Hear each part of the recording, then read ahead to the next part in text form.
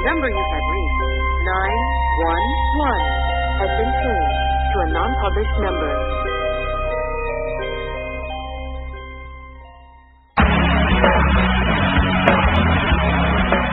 What's up, Greensboro? You know what time it is. It's time for Jay Scott's World of the Unexplained. I'm your host, Jay Scott, and tonight we'll be speaking to Marcus Allen, UK editor of Nexus magazine. We'll be talking tonight about what some call the moon hoax conspiracy of 1969. Could NASA fake the Apollo record? You may wonder that tonight after hearing from our guests. So without further ado, here's Marcus Allen.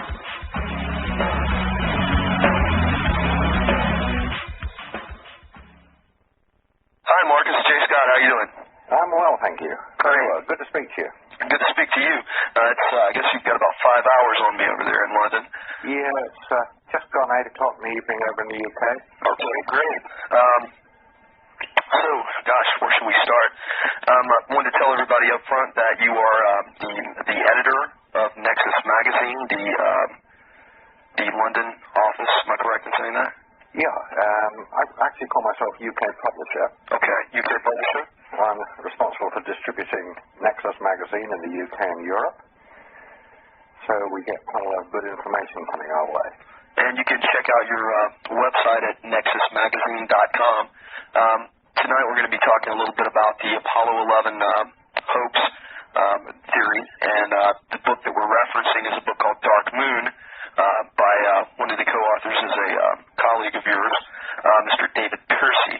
That's right. Yeah, I know David very well, and I know the work that he has put into researching the information which he has in his book, Dark Moon, and the video, What Happened on the Moon. There's a lot of information in there. The book itself is over 500 pages. It's pretty, it's like an encyclopedia almost. I've been reading. Yeah, when I first received it, I said, my God, this is it's a lot of information. A lot of information. And the video is currently out of stock, so it's going to be a couple more weeks until that video can get to me. But anybody that's interested in purchasing that can get it from adventuresunlimited.com. And the name of the video again is What Happened on the Moon.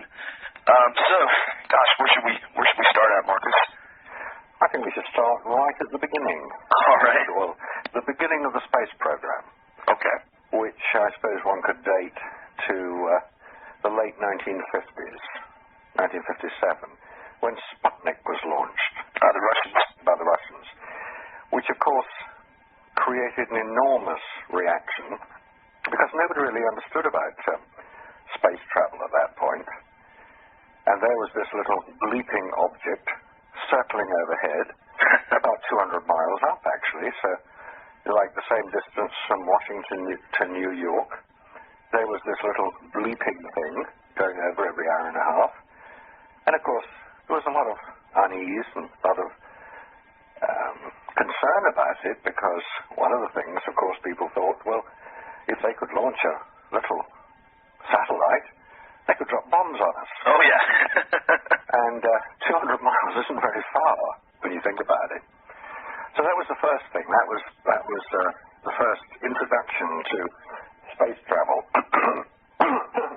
Excuse me. First introduction to space travel that really the world had. And, of course, it was brought home very dramatically in the United States because America doesn't like to come second. And here they were. That's true. And then, of course, at that time, President Eisenhower was very concerned because he was really thought that if the military in America started to launch rockets and satellites, this would cause a degree of concern in Russia,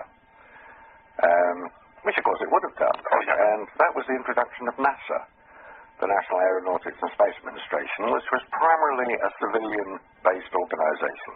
Or the Never a Straight Answer acronym that's given in this book. Well, we come to that a little bit. NASA, Never a Straight Answer, or no astronauts sent anywhere. But that's another story, which we come to in good time. All right. So having set up NASA and having set up the space program, 1961, following the really quite major advances that Russia had made in terms of space travel. They had launched the first rocket to the moon. They'd launched the first rocket successfully to Mars, to Venus. They'd launched a two-man spacecraft. They'd launched a woman into space. They'd launched a dog into space. And by this time, regrettably, America had only managed to get Alan Shepard about 100 miles up, which wasn't really into space, because he was only up and back again. He didn't go into orbit until John Glenn was obviously the first astronaut to go into orbit. President Kennedy, in 1961, made his famous declaration, which was in the form of a challenge almost, a challenge to America. By the end of the decade, to put a man on the moon. Correct. We will land a man on the moon and return him safely to the Earth before the decade is out. 9 years to go. Well, 8.5 years. Now, history, of course, has a remarkable ability to intervene in such matters. And, of course, in November 1963, President Kennedy was dead. He was martyred. His challenge to the American scientific community, of course, had to be met. This was something which would be in honor of his memory. But also, many other things were happening in the 1960s. The Vietnam War was starting. It was building up. The space race was still on. The Cold War was still on. Oh, yeah. And America was still second. This was not something which was to be permitted to continue. And so the Apollo program, which followed the Gemini program, which was initiated by the Mercury program of launching manned satellites into Earth orbit, set about the whole program of getting a man to the moon. That was the objective, to put a man on the moon. Nothing else mattered. And it became a political event. It wasn't a scientific event. Science wasn't at the top of this.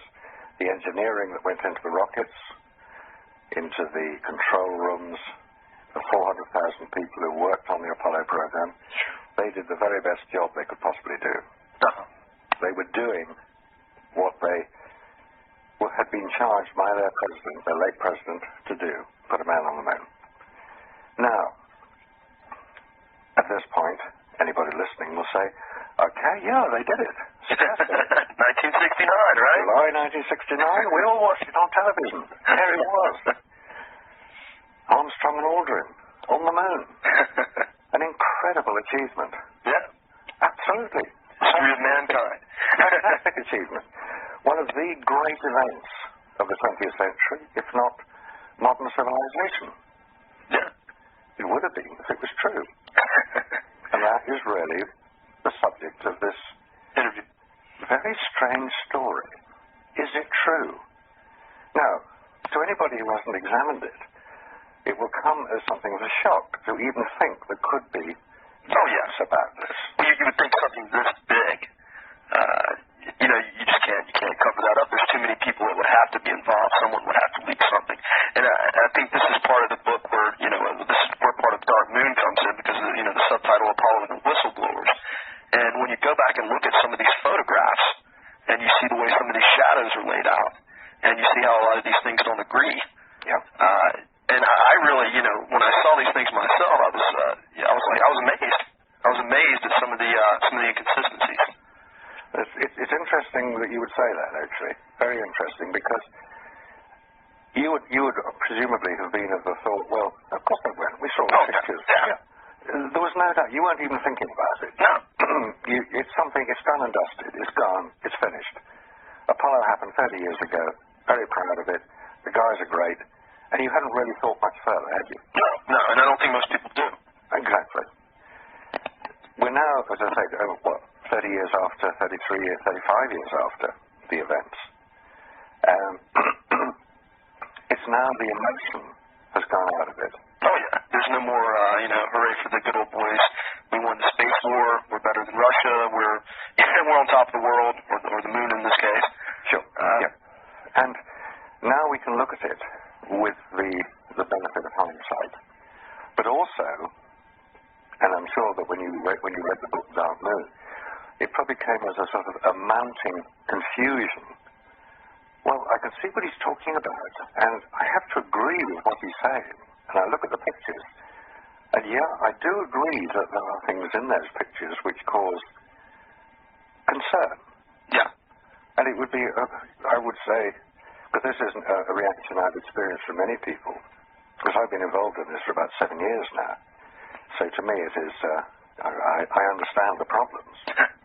And one of the problems, of course, is to start calling me names. To start calling David Percy names. How dare he malign the memory of these brave men. Oh, Lord. And, okay, that's called shooting the messenger. Yeah. It's not called reading the message. And all I would ask is that anybody who is interested, read the message. Yeah. Forget the messenger. Forget it's me. It doesn't matter who I am. It doesn't matter who David Percy is. He just happens to be the person who's put this together. Look at the message. Keep an open mind. Keep an open mind. Have a look at it, and do you agree that there are anomalies in the photographs? There are anomalies in the films. There are questions that are legitimately raised by people who have a professional knowledge. Let's say photography. Yeah. I was trained as a photographer. I've used Hasselblad cameras. Oh, really? Oh, yeah. I've used Kodak film. Uh-huh. Ironically, I used them at the same period that the Hasselblad camera was going to the moon in the late 1960s. All right. I was a professional photographer in London. So I'm familiar with the equipment. The Hasselblad camera, of course, is the best camera you can buy today. It's the best camera you could buy in the late 1960s. Hasselblad's a Swedish company, and because it was the best camera you could buy, that was the camera that NASA requested for use on the Apollo program. With no viewfinder. I'm glad you mentioned it. It's a point not many people are fully aware of, that this camera, of course, had to be adapted for use in space. Because if you're in space, you're wearing your spacesuit. Yeah, and then there's big, bulky, pressurized gloves. You're wearing your bulky, pressurized gloves. And you can't use a viewfinder, because on the Hasselblad, the viewfinder is on the top of the camera. And you look down, you put your eye into the eyepiece, and you look onto the ground glass screen. It's a single-lens reflex camera, so you're looking through the lens. If you're wearing a spacesuit, you can't do that. Well, obviously. No viewfinder. Yeah. So they mounted these to the astronaut's chest, was the idea, to mount it to the chest. It was mounted on the astronaut's chest because they would have both hands free for doing other things. There was no exposure meter. There was no built-in exposure meter. There was a little chart on the top of the camera, would you believe, which said, if pointing away from sun, set at f8. If pointing across sun's angle, f11. If pointing in towards sun, f16. And that's what you get when you buy a packet of film. It's the sort of it's on the side of summer day or a cloudy day. It's the basic information that you would have for a camera. It also doesn't have automatic focus, as most cameras do today. You have to manually focus it. The old-fashioned way. The old-fashioned. Which I guess was the only way in 1969. There weren't automatic focus cameras in 1969. And you had to set the aperture setting and the shutter speed setting manually by hand. And as you've already said, you're wearing a spacesuit. Yeah, you're wearing these really thick pressurized gloves. Yeah, gauntlets. They were pressurized at 5 pounds per square inch, which is the lowest pressure that humans can comfortably survive. Because in space, as we all know, no one can hear you scream. And the reason is it's a vacuum, so sound doesn't travel across a vacuum. And speaking of that, there's another mention. I know repeatedly in the book I come across, the temperature differences between the dark side of the moon, I guess the shady side of the moon, and the sunny areas of the moon being fluctuating to such great extents between 180 degrees Fahrenheit to a negative 180 degrees Fahrenheit, depending on where you're at. Yep. Exactly. That is a very good point to make, because on Earth we don't experience that sort of temperature variation. The coldest temperature recorded on Earth I mean, this is outside the laboratory, is in Siberia. And the temperature can go as low as minus 100 degrees Fahrenheit. That's pretty low. And that's cold. A deep freeze is at about minus 30 Fahrenheit. Oof. You wouldn't want to stay in a deep freeze for very long. Definitely not. You'd last about 10 minutes before you started getting really seriously upset. So, on the moon, of course, there's no atmosphere. If you're in the shade, because there's no atmosphere, you're in a temperature of minus 180 degrees. At that temperature, metal fractures very easily, becomes very brittle. Yeah, well, understandable. And can you imagine what it does to photographic film? Oh, terrible. Not a lot.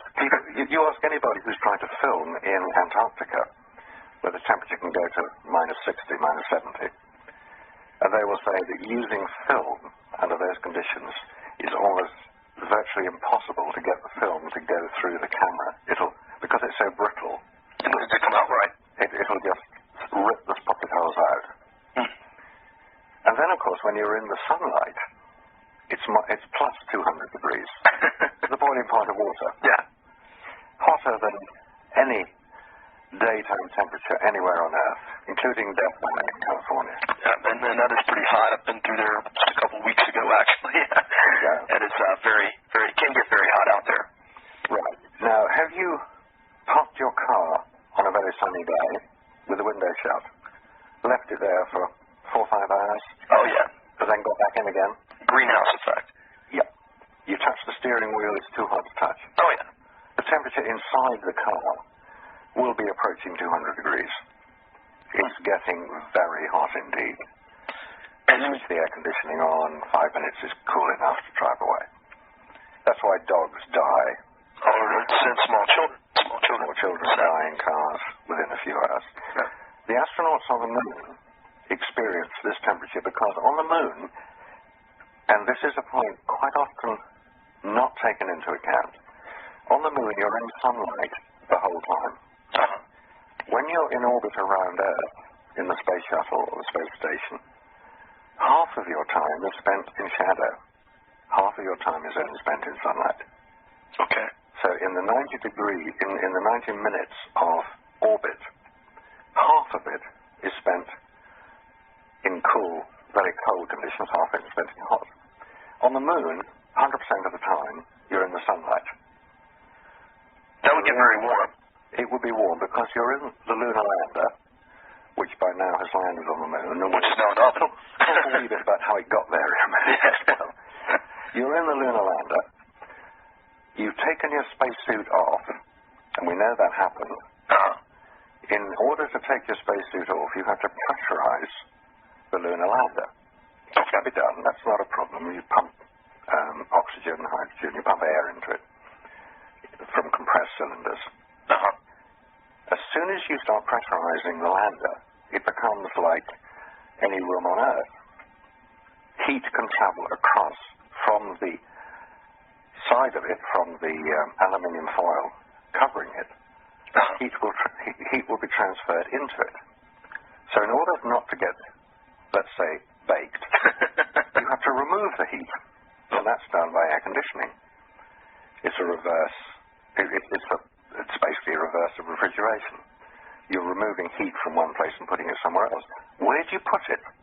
Where do you put this heat, which is presumably in the has been transferred from the air of a landing craft, the lunar lander, into a water supply? That's the obvious place to put it. But how do you cool the water?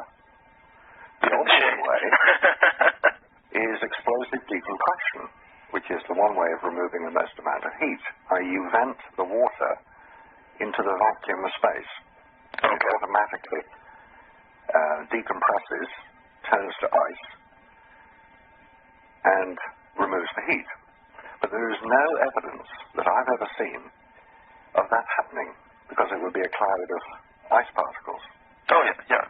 So I don't know how the heat was removed. And you can actually calculate the amount of heat that requires to be removed from an astronaut in a self-contained spacesuit. And you can calculate the amount of water that is required to remove that amount of heat. It's a fairly basic physics equation. And for an astronaut to spend 2 hours on the lunar surface, he would need to carry about 5 gallons of water in order that it could then be used to cool him through the pipes we know it was pumped around. But there wasn't space in his backpack to put that amount of water. So how did he keep cool? The question still remains. I don't have the answer. And while we're on the subject of spacesuits, the other major problem in space is radiation. Oh yeah, well not only on the human body, but on the film itself. And when you go to an airport, they always tell you, take your film out, or they used to, and they sometimes nowadays they say it won't hurt as bad as it would before. But especially in '69, I mean, any radiation at all is going to mess up your film. That's probably the best illustration of it. And I'm sure that many people listening will recall those halcyon days of the late 60s when you travelled abroad and you brought your films back. You were always advised, don't put your cameras through the X-ray machines. Yeah, just let us see the film. We'll hand inspect it. Yeah. Just hand inspect and pass it round. And that was always agreed, and everybody did it. Why did you have to do it? So the X-ray machine didn't damage the film. X-rays are all in space. They're generated by the sun. The sun generates everything from the visible light spectrum that we call light, to radio waves, to X-rays, to gamma rays. These are the things which are a bit lethal. And in space, you're totally unprotected. On Earth, we are protected by what's called the Van Allen radiation belts, which are created by the Earth's magnetic field. And they basically divert much of the radiation coming from the sun around Earth so it doesn't touch the surface. Hence, we can all live on the surface. But some of it still gets through, and that's why if you stay too long in the sun, you get sunburned. Oh, yeah. That's the infrared end of the spectrum, which doesn't really do us very much harm, unless you lie in the sun for 8 hours, you'll probably fry. So the sun is a bit lethal. You want to be careful. Now, in space, there's no protection. On the moon, there is no protection from this radiation. No atmosphere.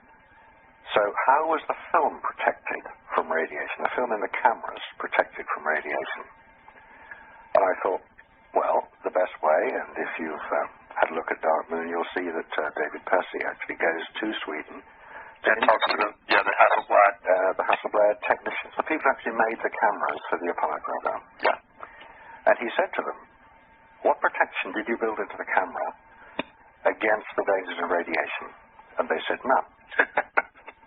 And David said, well, wouldn't that radiation damage the film?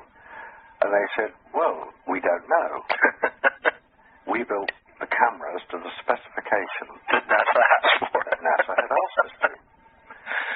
Now, I then thought, well, let's take it to the next step.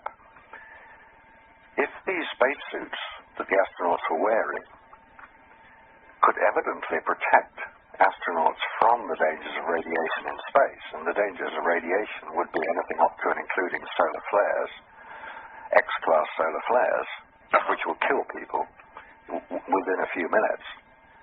And because you can't tell when a solar flare is going to occur, you have to protect against it, if that's your worst-case scenario. Yeah, there's even a chart in your Dark Moon about the number of solar flares per year since, I don't even remember when, it's a big chart.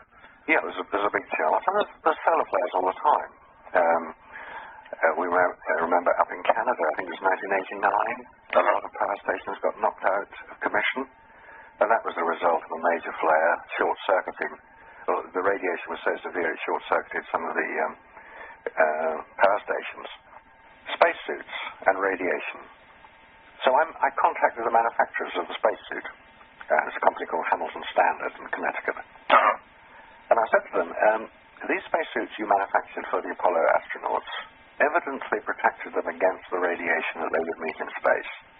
Could these same spacesuits, I said, be given to technicians to go into Three Mile Island nuclear reactor in order to clean up the mess, or Chernobyl in Ukraine? And they said, no. And I said, why? I said, well, it wouldn't protect them from radiation. I said, why not? We said, you better ask NASA. I said, we built the spacesuits according to NASA, yeah. same answer Hasselblad gave you. So I have a bit of a mystery on this. If 27 astronauts, Apollo 8 to Apollo 17, there were 3 on each, flew around the moon, not all of them landed, only 12 astronauts actually landed on the lunar surface, got out, walked around, but 27 astronauts in total traveled to the moon. They were evidently protected from radiation and temperature differences because they were all still alive until a few years ago. I think 5 of the astronauts have subsequently died, but not from what you might call radiation-induced illness. Yeah, radiation poisoning, cancerous, That's right. So far as I'm aware, no astronaut has died from what one might call radiation poisoning. First sign of which is nausea, second sign of which is your hair falls out, third sign of which is you start dying. Oh, yeah. It's pretty severe. No, obviously we have some pilots from the atom bomb being dropped against Japan, that suffered from the fallout. You would be able to see that in these astronauts if they had suffered from any kind of major radiation exposure.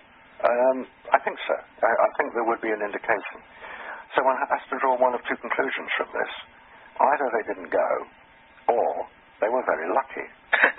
And in a very memorable phrase, they dodged the raindrops. And if the radiation was out there, it didn't hit them. But we know that's not the case because radiation is all enveloping. It covers everything. So what is the answer? I would dearly love to know what the answer to that is, because it's one of the major inconsistencies about the whole Apollo program.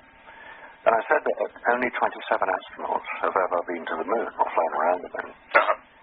That is the total number of astronauts that have ever traveled beyond the Van Allen radiation belts. Really?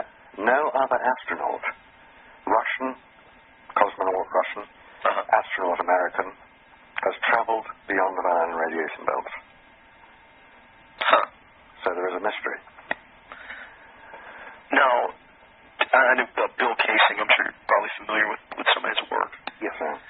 I know that he, I think one of the theories that I'd read by him a year or so ago was that some of the astronauts, while they were filming this, he believed somewhere near Las Vegas, and that the astronauts themselves would actually go gambling, after they were done with that day's shooting in some of the casinos there. That's true. Well, Bill Casing reports that. He published a book about 20 years ago called We Never Went to the Moon, which is a bit of a sort of sharp title. Oh, yeah. Fairly soon after the release of the film Capricorn 1. I remember that, actually. That is an old film. 1978, I think it was released. And apparently, and I've got no means of confirming this, Bill Casing was supposedly the unscripted, uncredited scriptwriter on that film. Really? He provided the idea. But whether he did or not, I don't know. I've seen no independent evidence for that. So what do you think so far? Let me know. Call me up here at the studio at 316-2444. We'll be right back after this.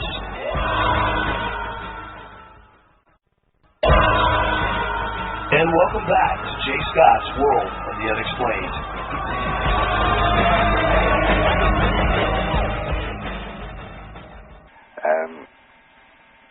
The idea that nobody went to the moon is something which is it goes against so much of what we believe. We all want to believe that man has got there. Oh, yeah.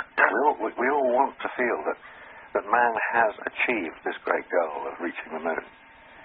And then from a distance of 30 years, we look back and say, but nobody else has been. Why are we trying to get to Mars and Venus, and we've sent Voyager craft outside the solar system? I mean, these are all unmanned craft, that's not a problem. But nobody's even been back to the moon. It's very strange. It's only 3 days away. Yeah. You can see it every night. And nobody's been back. But, another strange thing, not to get off that subject, but, something that I had never, in a million years, had ever thought of until I looked at David's book, was the fact that when you do look at some of these pictures, and you see all these pictures of the astronauts on the moon, and you see Earth, in the background, like we would see the moon, really, there's no stars. That's true. Where are the stars? The stars are there. Huh. Now, this is usually the first point that people come up with when they're trying to persuade you that nobody's been to the moon. Well, look at all those pictures on the moon and no stars in the background. We know there are stars in the sky. Yeah. How come there are no stars? That means that they're not there because, and the excuse that Bill Casing offers is that because so many astronomers on Earth are very familiar with where every star in the sky is at any given time, that if you try to recreate the stars in the sky and you mess up, you've blown your whole thing. And it would be a very easy thing to expose. Oh, yeah. And so the story goes, they didn't put any stars in the sky because they didn't want to mess up. Now, in answer to that, I would say that any photograph taken with the equipment we know that was used, i.e. the Hasselblad camera and Kodak Ektachrome transparency film rated at 160 ISO, if correctly exposed for the surface of the moon, would not be sensitive enough to record stars, which are relatively dim objects compared to the surface directly illuminated by the closest star, which is our sun. The light from the sun is so powerful compared to the light being emitted by any of the stars in the sky that we see at night, that these stars would not be recorded on the film. Now, there would be no stars if the photograph had been exposed for the surface of whatever it was we're looking at, and we'll come to what we're looking at in a minute. So the fact that there are no stars there is perfectly correct. But, having said that, there certainly are stars visible from the moon because we don't have the Earth's atmosphere to reduce their brilliance or to distort them. That makes sense. And the question I would have is that, assuming that, given that there was in orbit around the moon, all the time any two people were supposedly on it, was the command module containing one astronaut who had a lot of time on his hands because he wasn't doing much except orbiting the moon. In the case of Apollo 17 for 8 days. Wow. In the case of Apollo 11 for 22 hours, that was Michael Collins. Couldn't he have at least taken one of the cameras that he had on board and pointed it in the general direction of up and pressed the button and exposed it directly for the stars? Yeah.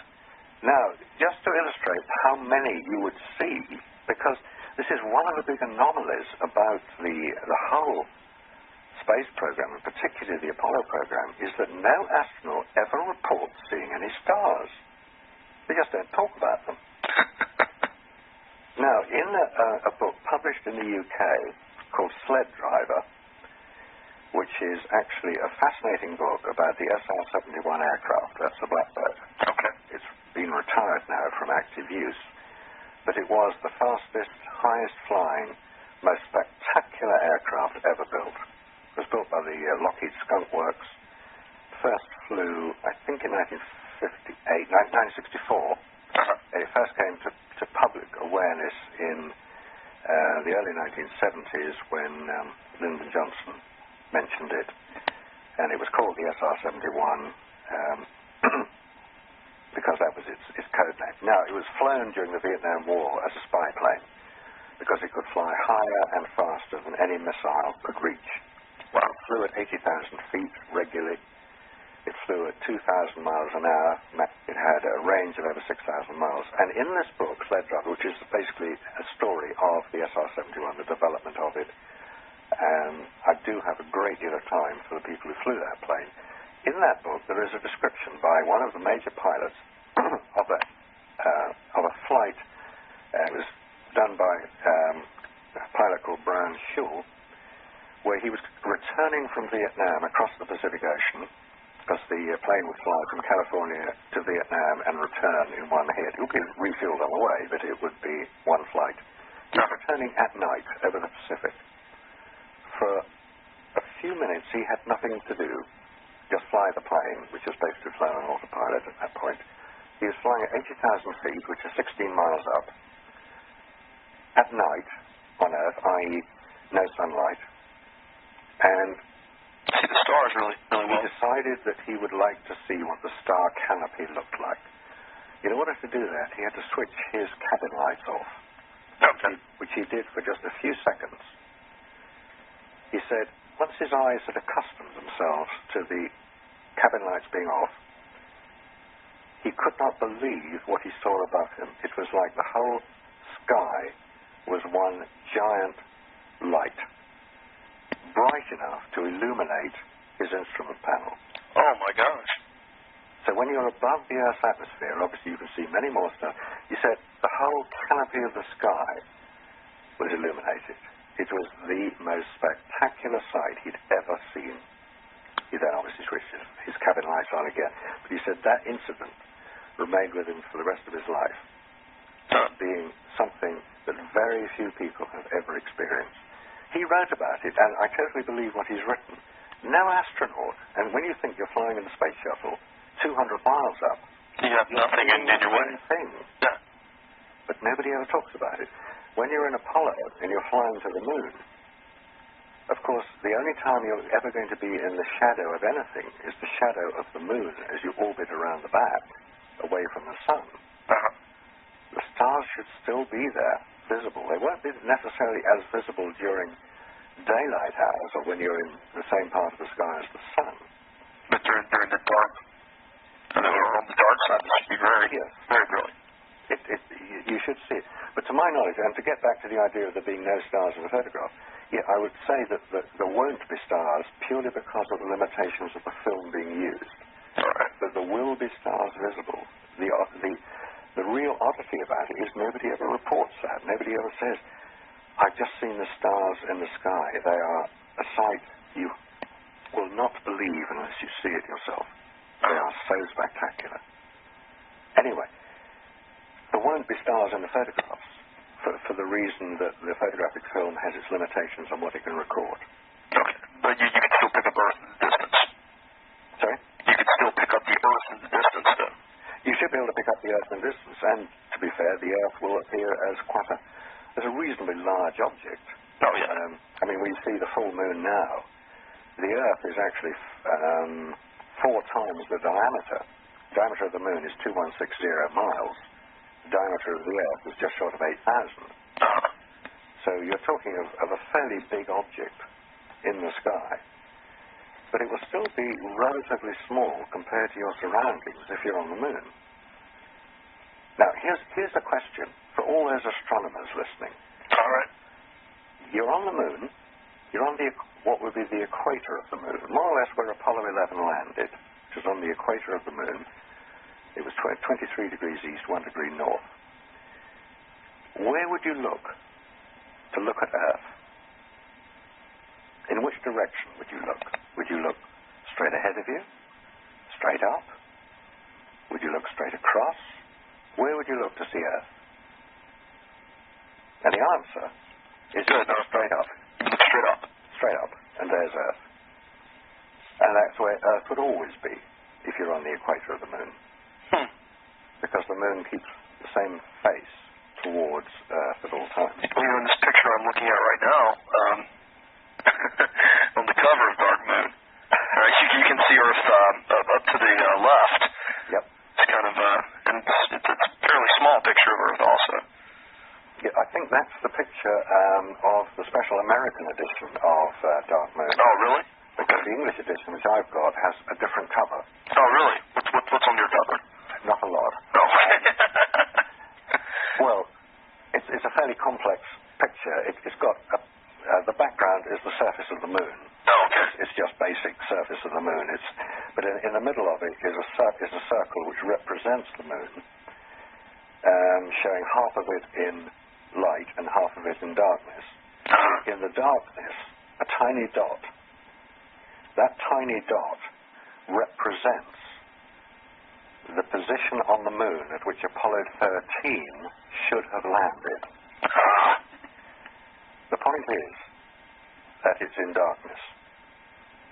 And the case that is argued in the book Dark Moon quite strongly is that if you work out the timing of Apollo 13, it was going to land on its designated place, which is actually on the west hemisphere of the moon, just below the equator, while it was in darkness. Oh dear.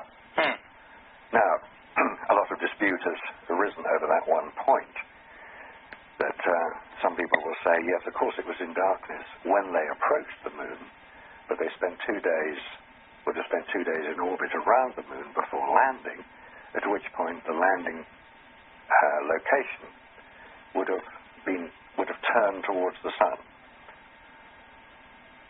which is a possibility. I haven't looked at the detail fully because I don't believe Apollo 13 went anywhere near the moon.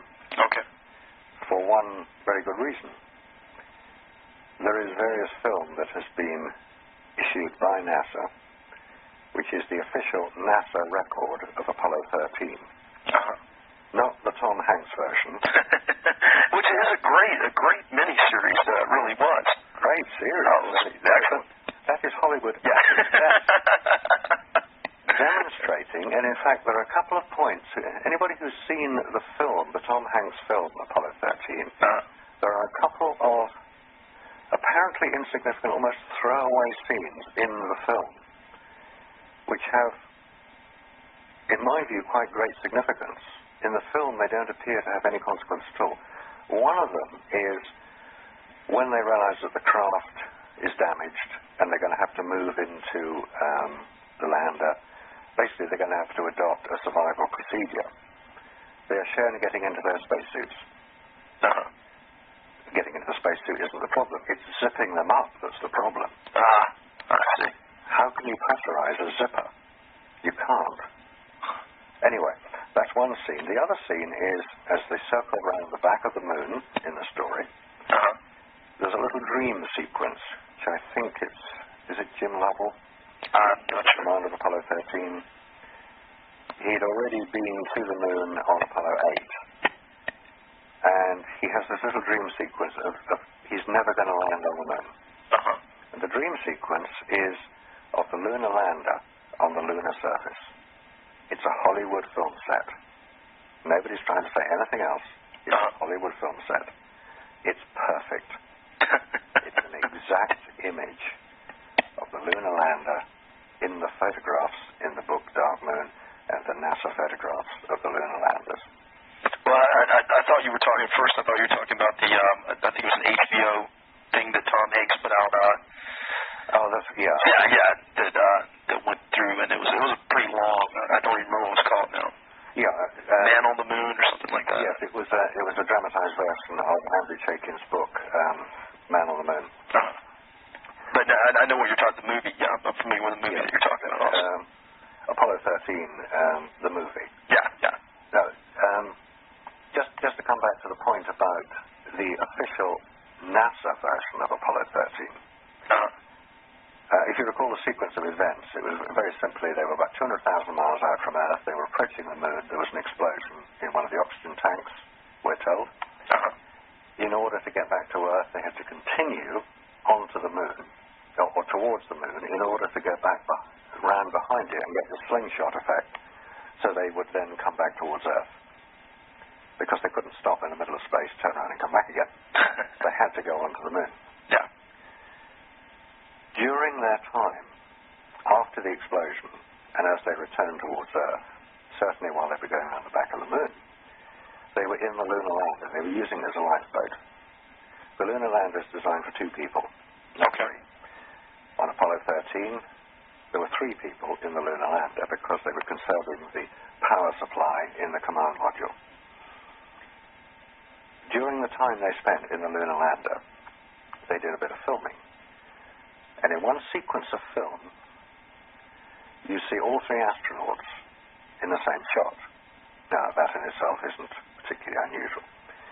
But the camera is panning from one side of the lunar lander, the interior of the lunar lander, to the other side of the interior of the lunar lander.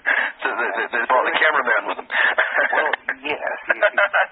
During this pan is the point at which you see all three astronauts in the same shot together.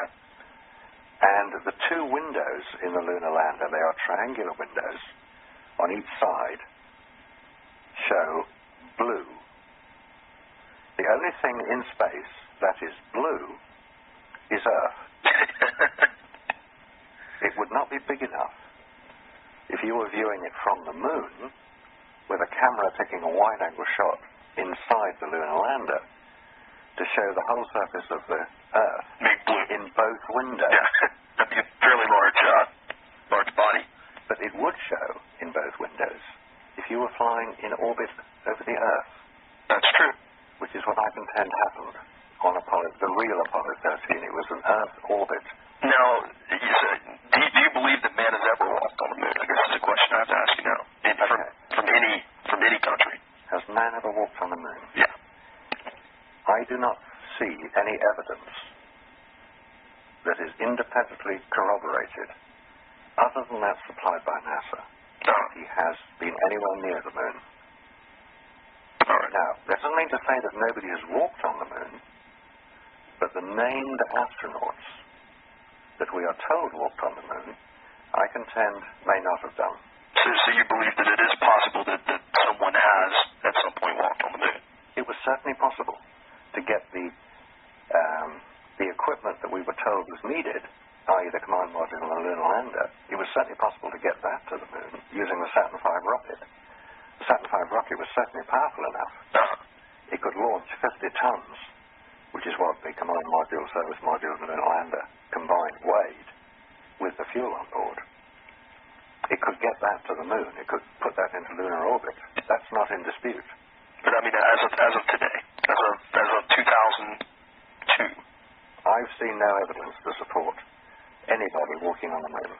Right. Now, at this point, somebody will say, well, what about the rocks? They brought back 800 the moon rocks, yeah. Who's seen it? 600 pounds of it are still in the vaults at Houston. Oh, well. And yes, but they will say, all the universities around the world who were asked to do research into the lunar rocks, they wouldn't have been fooled. Excuse me, have you read the reports? Do you know the conditions under which these reports were written? Do you know the circumstances under which NASA was involved? I have read the reports, and I contend they are not scientific.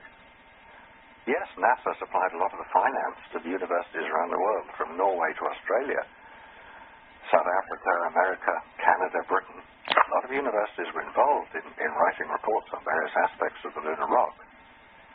But NASA supplied a lot of the funding for it. And when they supplied the samples of lunar rock, now most people think when they say lunar rock, oh, it's a sort of lump of rock about the size of a half brick. Yeah. No. It was a piece of crushed rock the size of a quarter sugar lump. Oh, you're kidding me. That was what was supplied. It's powdered almost. Powdered. Now, we know that certain material has been obtained from the lunar surface. The Russians did it in 1970.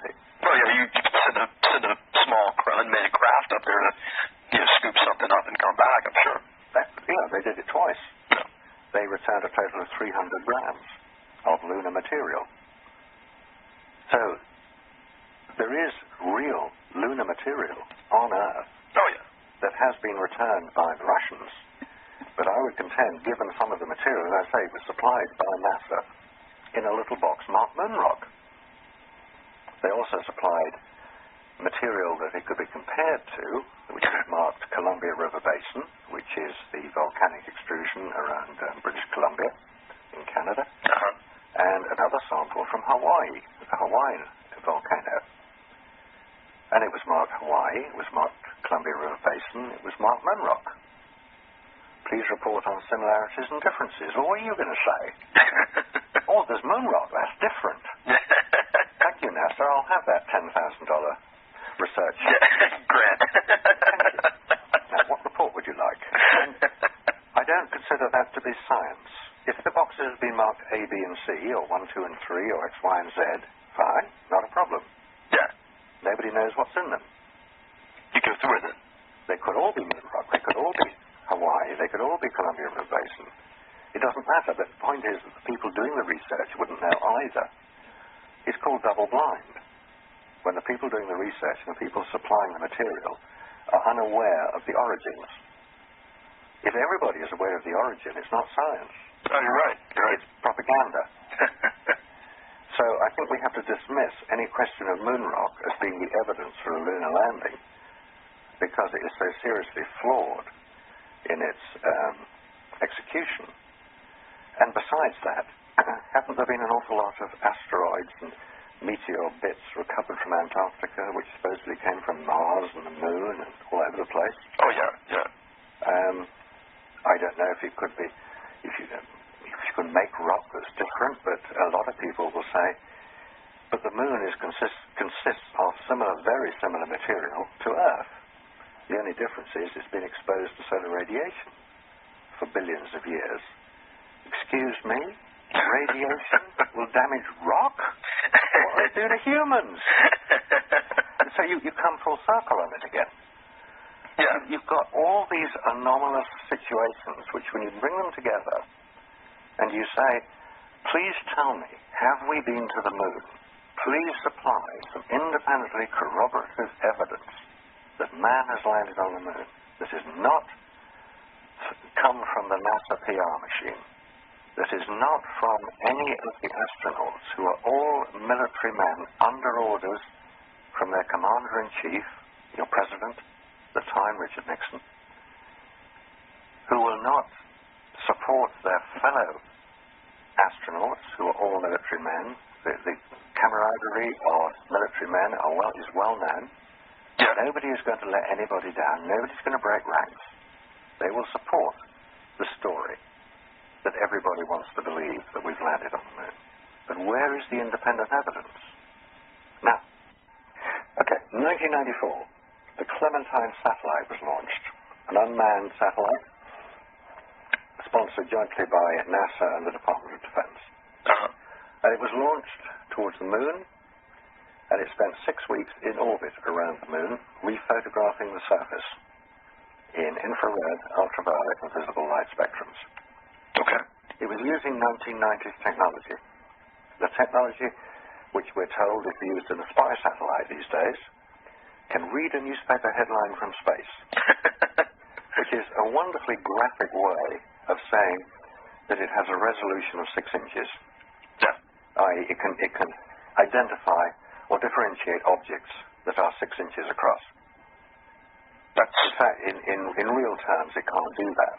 The spy satellites can't do that because you've got the interference of the atmosphere. Okay.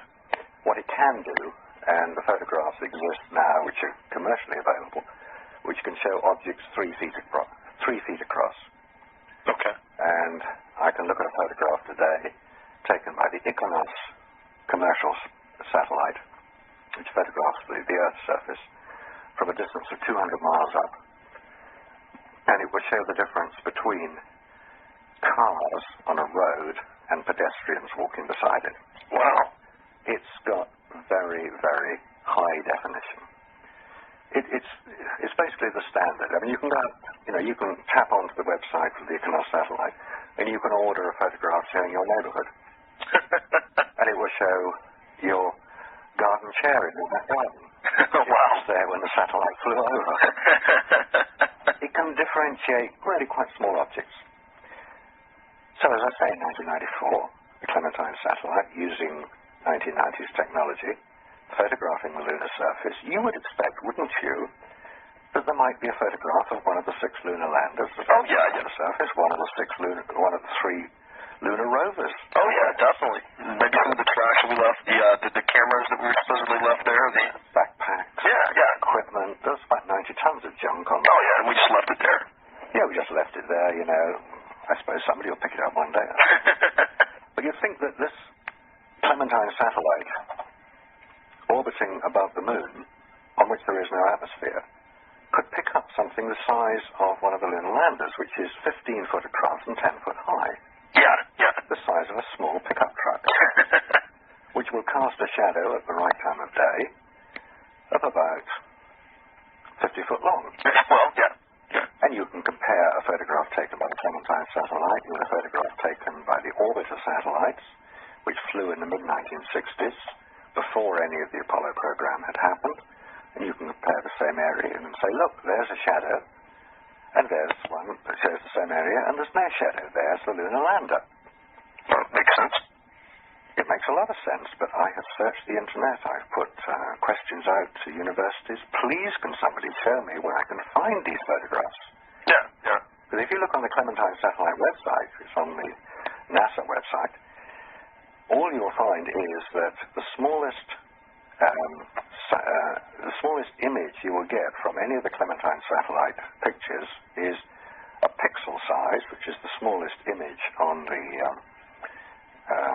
picture, pixel size of half a kilometer, which won't show a thing.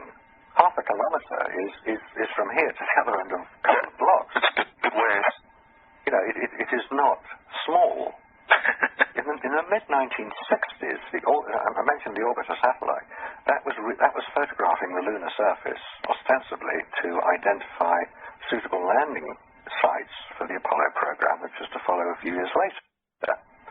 And that had, in 1966, the ability to photograph objects 3 foot across on the lunar surface, because they didn't want the Apollo craft landing on huge lumps of rock. Oh, yeah, they want to make sure exactly where you're landing. Yeah, they want to make sure that there's nothing serious in that particular area. So if in 1966 something on the moon can be photographed at 3 foot across, i.e. the size of a person, how come in 1994, just under 30 years later, you just get half a kilometer? Technology does not go backwards. Technology advances. It's true. So I do not like being conned. I don't like being fooled with. And I'm sure in America there are many people who, despite your patriotism, and obviously you can tell by my accent that I am British, not American. This is not a criticism of America. This is a criticism of the scientists, the biologists, the chemists, the photographers, all the science community who have not spotted these things themselves and drawn attention to it. Because there is actually a very serious point behind all this, you know. No, I know a lot of the listeners out there would probably be a big question on my mind, or one of the big questions on my mind, and a lot of questions I'm sure that's going to come up. And I'm still taking your calls here in the studio at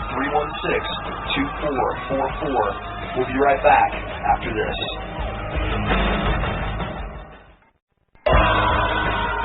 And welcome back to Jay Scott's World of the Unexplained.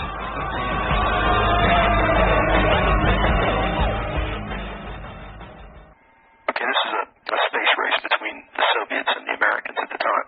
Okay. Why didn't the Soviets say, hey, they're lying? It's the question that always comes up. Okay. I've done about 100 public presentations of this material using photographs that everybody's familiar with. And when I finish and I say any questions, the first question is always, why didn't the Russians blow the whistle? Yeah. Because there was a space race. Okay. It's a very valid question. And the answer that I will usually give is more or less this. Who in Russia had the knowledge to take the information to the ruling Politburo, that's Brezhnev at the time, convince him that this was a fake on the part of the Americans, and so go public with it in the certain knowledge that he would be immediately accused of, well, he would say that, wouldn't he? Yeah. It's sour grapes. So the question remains is, who in the Russian space program would have had the information? Probably quite a few people would have had the information, but who would have the political clout in Russia? And don't forget, Russia in Russia in the late 1960s was a very different society to America in the 1960s. Oh, yeah. Who would have had the clout and the ability to approach whoever could make that sort of announcement? And he would have to have come from very high up within Russian political circles. He would have to have come from the Politburo, or it would have carried no weight. Who would have been able to do that? And I say the only man who could have done it was Sergei Korolev. He was the head of the Russian space program. He was the guy who did all the space firsts. He was a brilliant scientist. Yeah, and you would think that would pretty much be a slap in the face to him and everything he'd studied. But he had died in mid-1966. Well. At which point the Russian space program basically never recovered. He had cancer. He went to hospital. He was operated on. He didn't recover from the operation. Okay. At that point, from 66 through, for the following 3 to 4 years, there was a lot of internal fighting within the Russian space program. So you must take into account the political events going on in Russia at the time. Now, I haven't come to the most important one yet. If in Russia there is this political infighting, which there was, all the records now show it, there may well have been people who said, oh, they haven't got to the moon, it's all a bit faked up, this. In Hollywood, yeah, or wherever. Or in Hollywood, you could say, well, why didn't the Russians do the same? Yeah. The Russians had already shown their hand on this. If you recall that the Russians used a radio telescope in Britain at Jodrell Bank to track some of their craft. They tracked the first Russian lunar lander. Now, the reason the Russians did this was because if the Russians themselves had made the announcement, the chances are they wouldn't have been believed that they had actually soft landed on the moon in, I think it was 1959, 1960. So they did it in Britain. So they asked Bernard Lovell, who was head of the Jodrell Bank Radio Space Telescope, if he would track the Russian craft for them and report what he had found.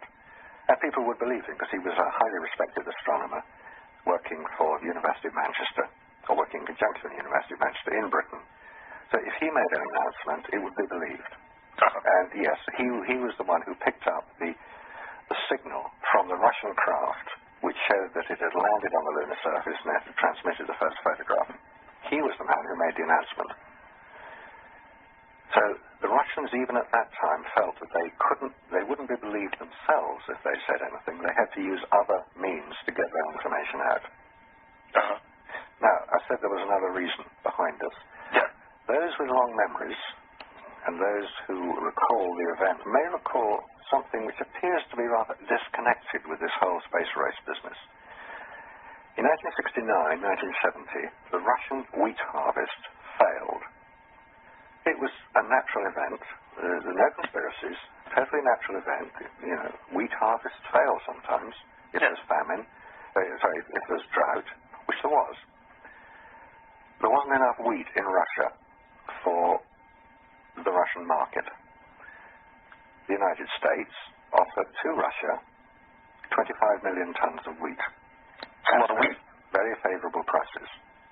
For 2 years, this shipment of 25 million tons per year continued. Ask any wheat farmer who remembers the events of the late 1960s if this occurred. And he will say, yeah, we shipped a load of stuff to Russia. Very favorable prices. In fact, they were getting a better price than I was selling it for. So this is subsidized by the U.S. government. A little bit of a bribe, maybe. I didn't say the word. But I think you get the picture. Yeah. So yes, that is a very legitimate question to ask. Why did the Russians blow the whistle? And you have to then take into account what was going on in Russia at that time. That there was a degree of political upheaval within the Russian space program, and the Russian society operates very differently from American society. In America, NBC, ABC, CBS, not CNN, I don't think they existed then. No, could have just put a hard-hitting journalist up on the screen and said, hey guys, look what's going on here. Let's get this sorted out straight away. Let's find the truth. Yeah. They could have done it, and nobody would have batted it. That's what America does best. They get to the truth of things. But who has got to the truth of this? Why does it take somebody like David Percy, who is a British filmmaker, 15 years researching this subject, somebody like myself, who just has a particular interest in it because of my photographic background, to look at it and say, something doesn't add up. Yeah. There is, and if you read the book, which you have, Jason, I detect in your tone that you were very surprised at what you were reading. Oh yeah, I was very shocked overall. There's a lot of there's a lot of information in here. I would just like for some of my guests to be able to see this book. It's just it's immense. Like I said, it's an encyclopedia. It really is. It's certainly that. It's immense. There's a lot of work went into this. Yeah. There is a very serious side to this. There's the tabloid side to the Apollo hoax. We never went to the moon. Yeah. And that's to draw your attention to it. That's what tabloids do very well. They draw your attention to things. There's a very serious side to this, which is that if we got to the moon 30 years ago with basically big chemical rockets and computers that were no more powerful than your wristwatch today, all we need is a bit more money, please, guys, and a bigger rocket, and a bit more computers, and we can get to Mars. Oh, yeah, easily. And we can explore the solar system, and we're kings of the universe. Yeah. It's onward and upward into the setting sun. It's not. This is the real serious side of it. If Apollo was as simple as we've been led to believe it was, then why haven't we been back? Look, when Christopher Columbus comes over and discovers America, did everybody else say, oh, Chris has discovered America, we don't need to go now? No, of course not. They all said, hey, Chris Columbus has got there. Come on, guys, this is a great place. Let's. And they all piled in their little ships and headed off. You've got Elizabeth over in England saying, hey, let's go over there. You've got, yeah, exactly. They said, come on, Charles go in Spain. what's over here. Hey, it sounds a great place. Yeah, we can also, get stuff out of the land here, Exactly. We can mine this. We can use this. Yeah, I mean, let's not get into what happened as a result of that. Yeah, but that's the point. I mean, who knows what's on the moon? I mean, we have an idea, but I mean, as far as there may be some other purposes of other things that we could maybe mine from the moon, maybe exploit. I mean, exactly. I think that's a very good point. We need the resources. Civilization is not going to go backwards. We're not going to stop driving cars. We're not going to stop flying aircraft. Yeah. We've got to do it as best we can. We've got to do it in the most economical and the most environmentally friendly way we can. We're basically a pretty sensible lot. And if there is something on the moon, and there appears to be from the reports that have been coming back, which says that there are minerals there, there are ores that can be mined, that would be of great benefit to us on Earth. Why haven't we been back? Why are we trying to get to Mars and discover a few dried up lake beds, riverbeds? It doesn't make sense. So, if it was so easy to get to the moon, A, why haven't we been back? And B, and this brings us a little bit more up to date, there's a new head of NASA was appointed earlier this year. Dan Goldin was the previous head of NASA, and I think his term of as Director General, or whatever the head of NASA is called, term finished. His successor is a gentleman by the name of Sean O'Keefe. He's the new head of NASA, and he made a policy speech in Washington in March of this year, 2002, at which he said that under his direction, NASA would have two prime objectives, one of which was the development of advanced propulsion systems for rockets. This obviously would mean things like plasma drive, ion drive, nuclear drive. Chemical rockets are basically the Model T Fords of space travel. Bit wasteful, not very powerful, and we can do better. And his second objective was research into the protection of astronauts from the radiation dangers of space. Hello? Hello? Remember Apollo? They had it cracked back then, didn't they? So you've got all these anomalous situations occurring. And even more recently, the IMAX cinema is currently showing a fantastic film on the space station, the construction of the space station. Oh, really? Fantastic. Okay. 70mm film, which ironically is the same film that was used in the Hasselblad cameras. Oh, really? I didn't know that. Yeah, 70mm film, which is, it's a big piece of film. Yeah, I've seen some of the stuff at the IMAX theaters before. It's amazing. Amazing. Absolutely amazing. And they filmed part of the construction, I think it's towards the end of last year, beginning of this year, the construction of the space station. In order to do that, they had to take the IMAX camera, which is not a little instamatic job. We're talking a big piece of kit. Oh, yeah. With its film magazine attached. And the film magazine will hold 2 minutes of film. It was taken up in the space shuttle on its regular trips up to the space station. It was taken up in a lead-lined box. When it got to the space station, it would be taken out of the lead-lined box. It would be taken out of the space shuttle, taken across to the astronauts who were going to film that particular sequence that was planned for that camera. They would film their 2 minutes of film. The camera would then be taken back to the space shuttle and put back in a lead-lined box. In the words of the director, otherwise it would be damaged by radiation. Oh, my gosh. Hello? What happened on Apollo? No protection. And the space station, as we know, is flying below the permanent radiation belts. Uh-huh. There is radiation in space, yep. Beyond the permanent radiation belts, which are concentrated radiation, is even more severe levels of radiation that fluctuate according to the sun levels, which cannot be predicted in advance. And unprotected cameras, unprotected film, unprotected astronauts went to the moon, spent up to 8 days on the lunar surface, came back with perfectly exposed, perfectly composed pictures shot with a camera that had no viewfinder, no exposure meter, operated with what were in effect heavy-duty gardening gloves, where you couldn't see the shutter button from inside the visor. There was no means of knowing if you'd taken a picture or not, and yet virtually everyone was perfect. It turned out great. It turned out great. Great promo kit. Yeah, right. So, where do the pictures come from?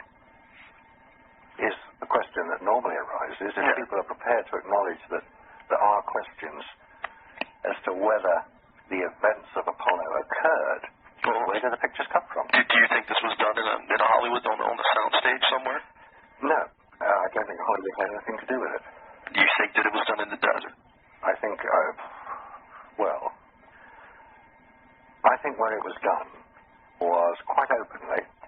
There's no secret that during the training for Apollo, there were many simulations carried out. Real-time simulation. If you're going on an 8-day mission, you're going to do an 8-day simulation. They would build in aircraft hangars, Houston, California, in Florida. They would build simulation sets. And there are photographs of these existing. They have what looks like the lunar surface. That's what you're saying for the supposed training of these astronauts, right? There's a training and simulation exercise.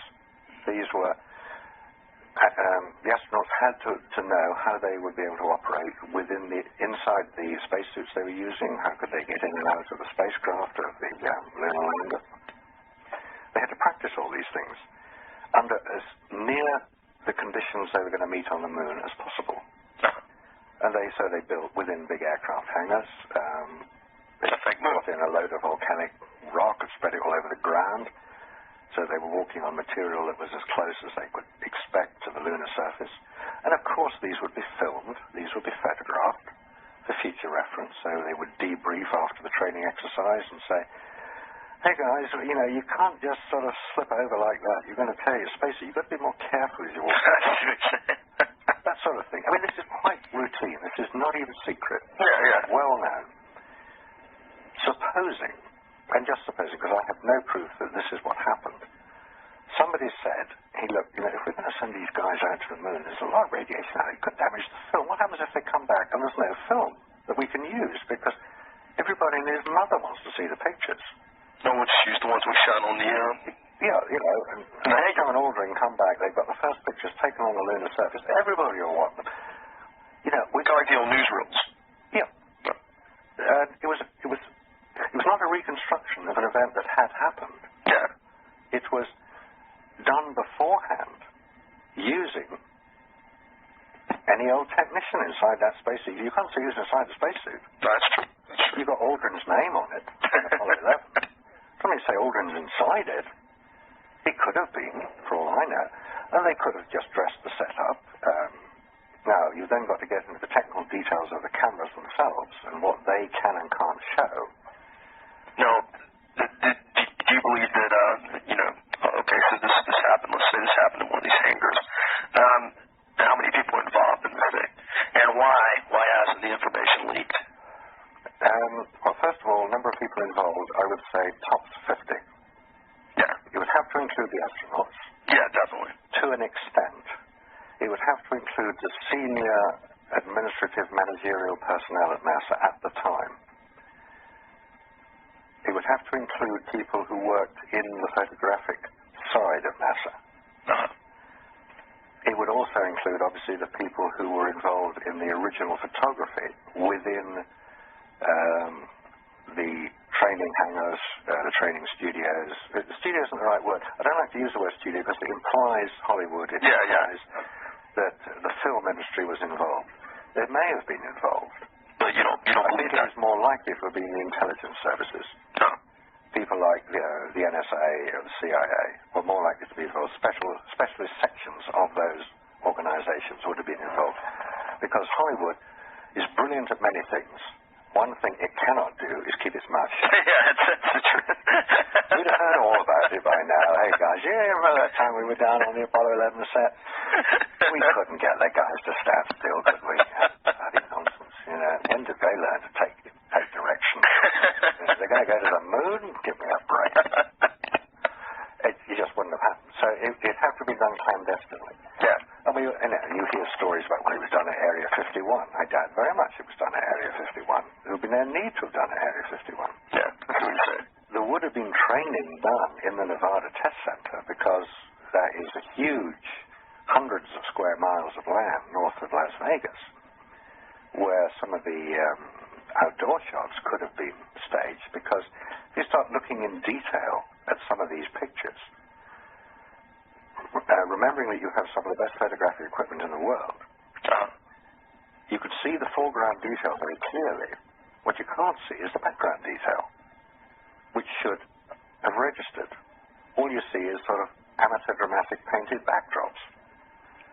And on some of them, the same mountain appears in different pictures. Yeah. And in fact, David Percy gets into some detail about this in the book, where the backgrounds just don't add up. Now, if you look at the most famous Apollo photograph, that's Man on the Moon. The classic image, yeah. The classic image. First thing to notice about that is that Aldrin doesn't have a camera on his chest. Why not? Okay, we'll come to why possibly not. And then the crosshairs also with his knee. The crosshairs are part of the camera equipment themselves. There's a piece of glass that was fitted into the back of the camera just in front of the film with 25 crosshairs engraved on it. This was purely to identify whether the lenses had any aberration, spherical aberration or chromatic aberration, which is the technical side of lens construction. The center of those 25 images was always the middle one, middle of the frame. And on the Apollo Man on the Moon photograph, that center crosshair is just below Aldrin's right knee, which implies that the camera was pointing down at him. Yeah, obviously. But you can see the top of his helmet. And he's not standing on the hill. And he's not standing on the hill. In fact, people will say that he's standing in a slight crater, which he is. It's about 3 inches deep. If you look at the background of that photograph, and sometimes you need to see this particular detail in an enlargement, but you can see the background. There are a few rocks in the background, and they're out of focus. Now, that in itself isn't a particularly significant point until you realize that the lens used on the camera was a 60mm wide-angle lens. 60mm on a 70mm camera, a 2¼ square camera, is a wide-angle lens. It's equivalent to a 35mm lens on a 35mm camera, just like wide-angle lens. If you photograph an object in bright sunlight, which this one is, allegedly, and you have the foreground detail in focus, which it is, and the mid-range object, the astronaut, in focus, which he is, with a wide-angle lens, the background will be in focus too. It's just a feature of the lens. No big deal about it. In this photograph, the background is not in focus. The background is very slightly out of focus. That implies the use of a telephoto lens, giving differential focusing in relatively low light levels with a fairly wide aperture, probably f5.6, which is one of the reasons I say that photograph was taken on Earth under controlled lighting conditions, because all the detail in his foreground, in the front of Aldrin in that photograph, is clearly visible. But you can see where the sun is coming from. It's over his left shoulder. Yeah. So his whole front is in shadow. Where is the light coming from that is so clearly illuminating his shadow part of his front, if it's not a reflector? But no reflectors were carried on Apollo. Most people will say at this point, well, it's a reflection off the lunar surface. You know, it was a very funny sort of surface. It had these little crystals in it, and it reflected light. Yes, of course, all surfaces will reflect a percentage of light. But the lunar surface comprised volcanic material, which has the reflectivity of tarmac. Tarmac reflects 7% of the light shining directly onto it. Sunlight shining onto tarmac some of it will be reflected. 7%. If 7% of the direct light is reflected from the surface of the moon, that is not enough light when shining onto even a white spacesuit for it to be recorded by Kodak Ektachrome film. This is the point. Kodak Ektachrome film has an exposure latitude of about 3 stops. Anybody who understands about photographic film will know that unless you get the exposure on transparency material spot on, you've ruined the film. If you're taking print material, i.e. color negative, you've got a much greater latitude. If you're using black and white film, you've got an even greater latitude. But with color transparency material, which this was, you've got very small latitude. So I contend that there was, at the very least, a reflector to the left of the camera position, which put the light into the very dark areas. Because don't forget, on the moon, when you've got no sunlight, you've got nothing reflected at all. It's going to be black. Sorry to interrupt you, but for the viewers out there, do you know of any website maybe where they could look at the same photograph that we're looking at here? It's on the book on page 66 of my copy. Right. The best website that I'm aware of is a website that has been constructed and is run by David Percy, Dark Moon, and that is www.aulis.com. That's A-U-L-I-S. A-U-L-I-S. Okay. .com. And virtually all that we have been discussing is discussed on that website. There are 1 or 2 other quite interesting little details. You might like to look specifically at the image, again, another very famous image of Aldrin on the moon. I'll try and locate the page for you in the book, so you can look at it as well. Another different, yes, Aldrin walking down the ladder as he exits from Apollo 11. He walks down the ladder and to join Armstrong on the lunar surface. Page 34. Okay. Famous picture. Yeah. This is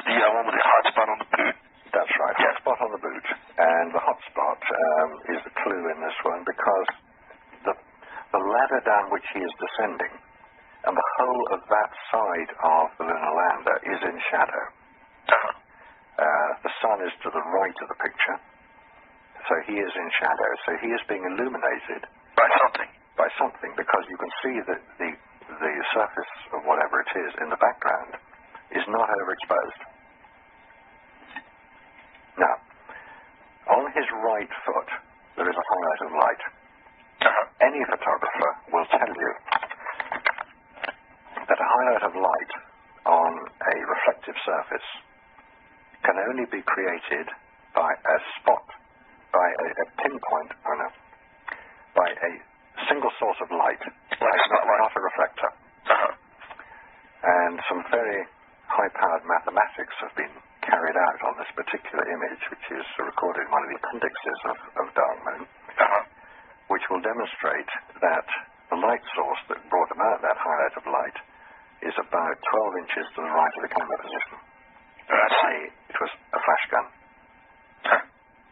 Now, the other point, which isn't actually mentioned in the book, but you'll find it on the website, is again, look at his right foot. It's not touching the ladder. Oh, you're right. It's not touching the ladder, is it? Correct. Now, I'm looking at the blown up picture, the same one you're looking at. Yeah, page 34. Yeah. His foot is not touching the ladder. Now, of course it's not touching the ladder because he's just come down from the top step and he's getting on to the top rung of the ladder. Yeah, right. That means his body will be in motion relative to the camera. It's moving. But it's not blurred. There's no blurring at all. The image is totally clear, crystal clear. Right. You couldn't achieve that without some form, probably a flash gun. You couldn't achieve that freezing of the image. It's quite remarkable. And ironically, David Percy, who's been studying these photographs in considerable detail for 15 years, hadn't spotted it. You believe? Millions of people must have looked at that picture, and how many people have spotted that his foot is not touching the top of the ladder? Wow. There's an even more dramatic photograph, again, which is not in the book, but it's on the website. And it's from Apollo 14. That the photograph originally appeared in the book called Moonshot, which is an autobiography. It's written by Al Shepard and Deke Slayton. Al Shepard was the commander of Apollo 14, and Deke Slayton was the head of the astronaut office. And it has a foreword by Neil Armstrong. And the second astronaut on Apollo 14 who walked on the lunar surface, we're told, is Ed Mitchell. Okay. This is a photograph taken from the book, and it shows the famous golf shot. You may recall when Apollo 14 went to the moon, Al Shepard, who was a keen golfer, took a golf ball up with him. We took 2 golf balls, and he had a little golf club head which he attached to one of his pieces of equipment to fashion a crude golf club. And he put the golf ball on the ground and whacked it with his golf club. And he missed the first one. It fell away about 2 or 3 feet, but he caught the second one, a wonderful blow, and as he says in the book, there it goes, miles and miles. And you see this, no, it's been recorded on video, this particular sequence of the golf shot, but this, in the book, is a photograph. It is not a video still. The video still, which, in fact, when David Percy examined this, I pointed it out to him, this particular image, and he got the video still of the image, of the event, and compared it to the photograph in the book, and they're not the same shot, so it's not a video still. It also has the Hasselblad crosshairs in it, so we're talking here of a photograph. And the photograph shows the flag, Al Shepard obviously hitting the golf ball. It shows the golf ball in flight. It shows the little golf cart thing they used to move their equipment around with. It shows the antenna. It shows Ed Mitchell. Ed Mitchell? Al Shepard in the same photograph? So who took the picture? Oh, I hear people say, it's on a tripod. No, it's not. They didn't have one. And the Hasselblad cameras cannot have a a delayed action timer sequence. It's not built into the camera. It's not part of the equipment. Certainly not on Apollo 14. So who took the picture? The answer is nobody took the picture. It's a composite of 5 other images. And the website has the details of where those images come from. They're all official NASA photographs, and they have been cobbled together to make one image. It's a fake. It's a complete fabrication. I'd also like to mention to our listeners that your website is www.nexusmagazine.com. That's right. And David's website, www.aulis.com, which is AULIS. You can see those pictures there. And be sure to, I've ordered my copy. Unfortunately, I haven't got a chance to get it because they were out of stock when I ordered it. What Happened on the Moon, the video. That video, you told me, went along with the book really well. It does, yeah. It illustrates it particularly well. Do you think that would be best for most of the listeners that wanted to find out more? Do you think they should go to the video first or the book first? Or I would go for the video first. Okay. Because this gives you a much closer idea of what is being referred to, because it shows it in the video form, it shows it in picture form. If you get the book, you'll get far more detail. Oh, good Lord, yeah. But the book is basically black and white. Yeah. The video is color. The video takes the form of a presentation by an anchor, like Dan Rather is an anchor on the news programs. And he's sort of asking the questions and directing the viewers and pointing out various incidents which are anomalous. David Percy does appear on the video briefly. Various other people appear on the video. NASA appears on the video. Really? In the form of Brian Welch, who was the NASA spokesman. He was filmed about 4 or 5 years ago. He has regrettably died recently. But he comes over, in the view of many people who've watched the video, very badly. He tends to just rather arrogate the points raised. And he says at one point, "We have no time for this nitpicky claptrap." And if you have raised these concerns, why don't you take it to the scientific community? Well, we have taken it to the scientific community, and they agree there are serious anomalies in the record of the Apollo moon landings. So we leave it to your listeners. I hope you have found this of interest. I have, and I'm sure they will have too. I do appreciate you coming on my show. It's Marcus Allen. Once again, his website is www.nexusmagazine.com. There's a lot of really great stuff on that website too, by the way. Well, thank you. And I appreciate you being on my show.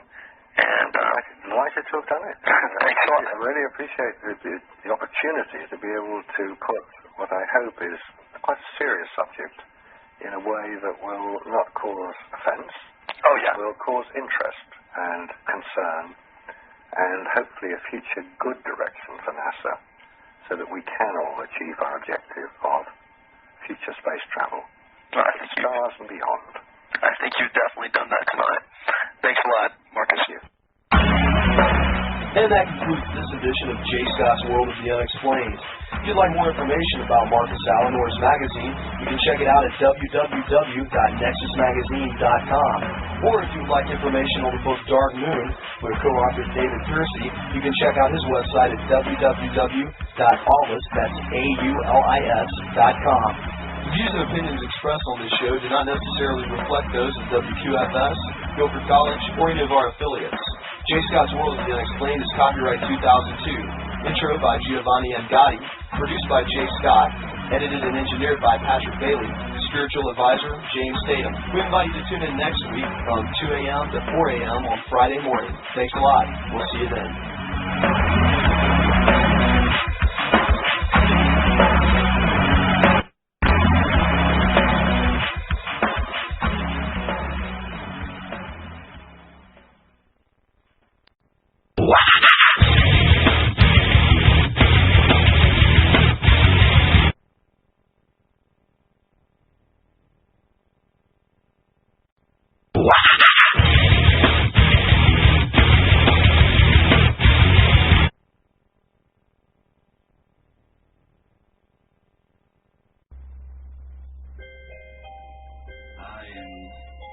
Cuba. Back after him, son of science.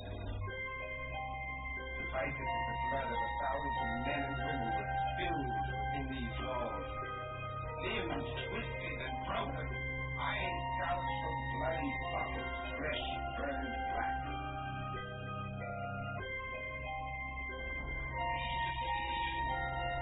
Please.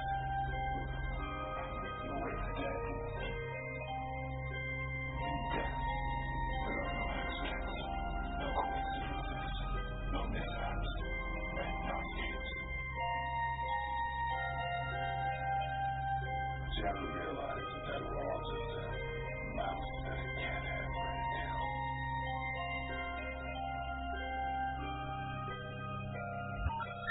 The number you have reached, 911, has been changed to a non-published number.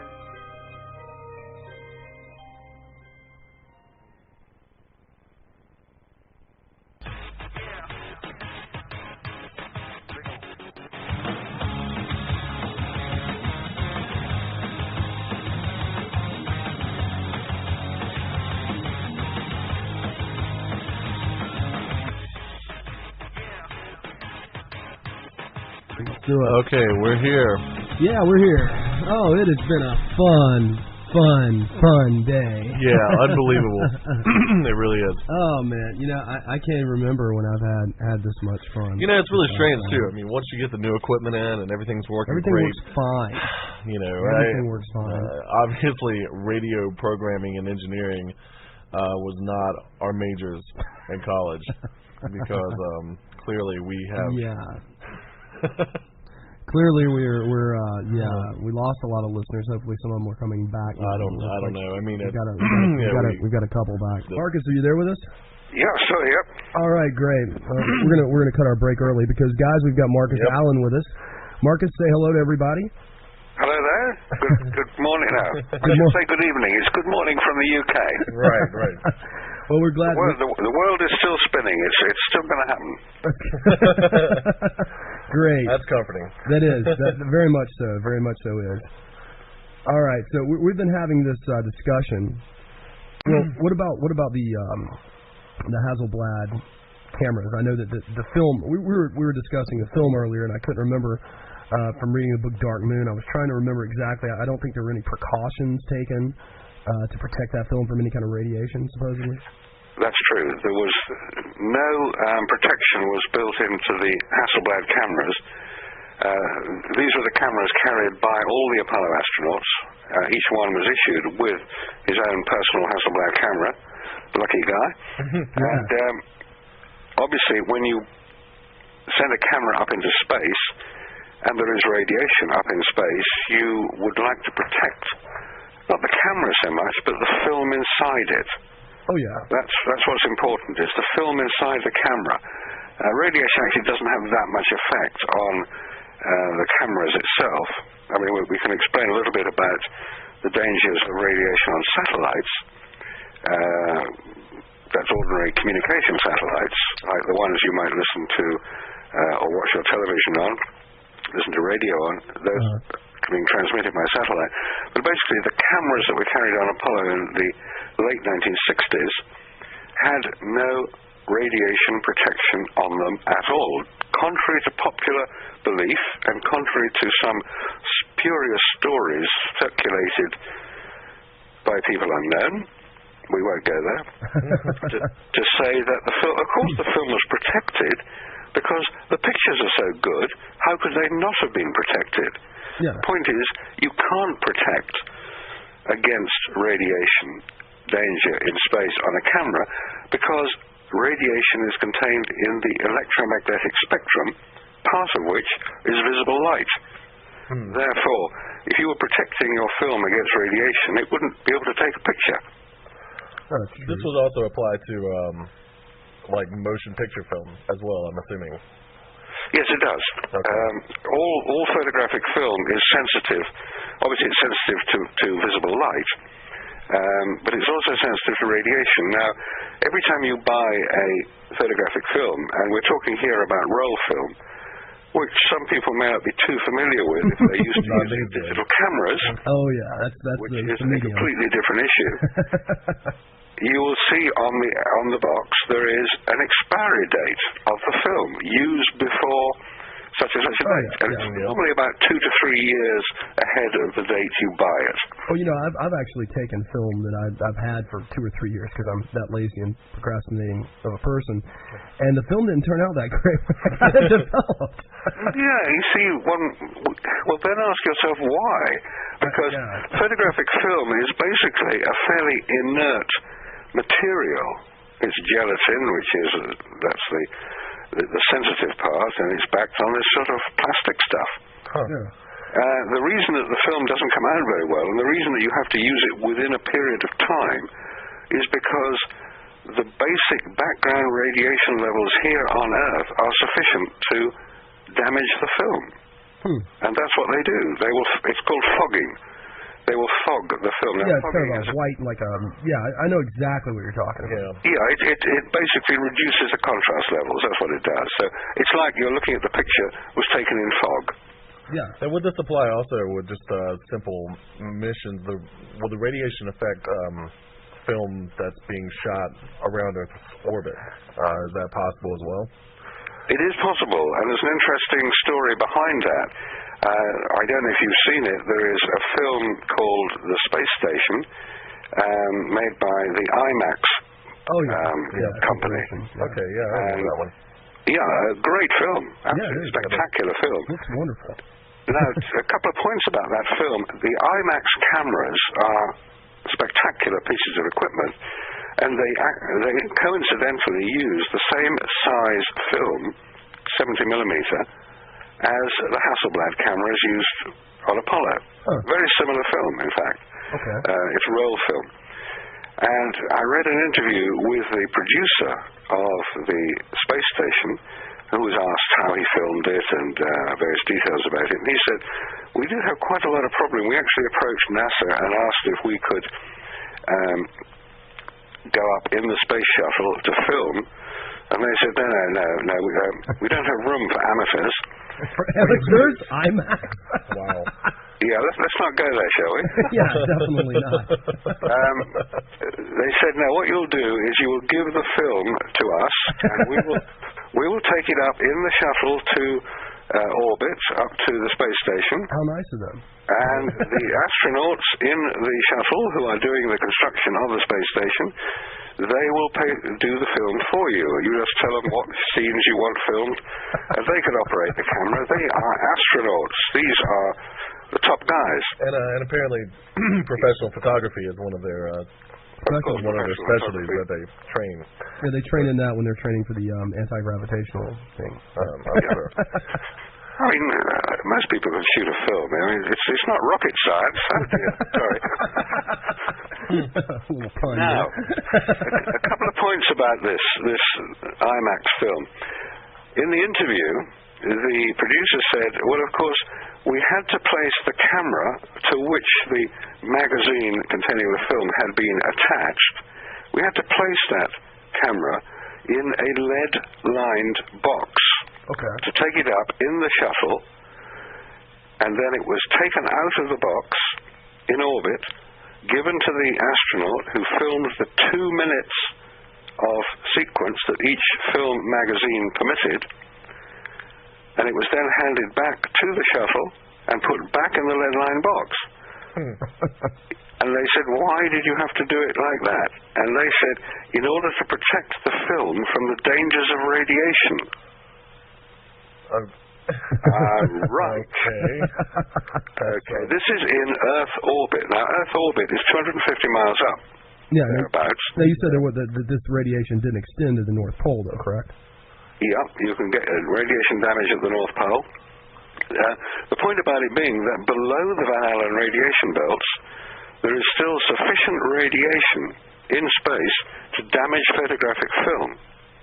So my question is, if that is the case in the 21st century, what happened back in the 1960s to permit film to be taken up unprotected for 2 weeks to the moon and back without suffering any form of visible damage at all? And that is a good question. A question that I would like to refer to our callers here. Let me give them the number real quick. That number here in the U.S. is 336-996-1596. Number again is 336-996-1596. It's on the front page of our website. Give us a call if you want to talk to Marcus. He's really a nice guy. Yep. Yeah, let's hear it. Because there's a point that I want to make now, because now you've invited people to call in. Okay. I have been studying this subject for over 12 years, and it may sound a little bit arrogant for some goddamn limey from England. Trying to mess with America, right? I.e. me. What are you doing? Okay. To be questioning one of the iconic events of the 20th century. Specifically an event that is very patriotic. part of the American makeup. Not only that, but I mean a real testament for the world. You know, I mean, exactly. I mean, what we're talking about here is the first event that brought the world to a standstill. Oh yeah. We all watched it. Everyone watched it. Everyone watched it. You can all remember where you were when man walked on the moon, can't you? I wasn't born yet. Yeah, me neither. Oh, sorry. I give my age away here. Oh, God. But I would remember. I will be 30 next month, though. Yeah, we're just a few years shy of that. You see, again, we have an interesting point, because to most people listening, the Apollo moon landings are history. Oh, yes. They are something that happened beyond their lifetime. And they've been reading about it and listening to it and debating it, and it's part of history. And of course, anything that's part of history must have happened, because that's the way we were always brought up. Yeah. Of course, there is a slight problem here, because history is always written by the winners. I like listening to the losers' stories sometimes. Well, if you think about it, both of our countries have had some victories in that regard, to be able to write our own histories per se. Definitely. Well, let's move on to the craft, I guess, the actual lunar module. Since we talked about the Hasselblad camera, and what about the spaceship? I mean, was it protected in the same way from radiation? I mean, the radiation should be, I don't know, kind of lethal.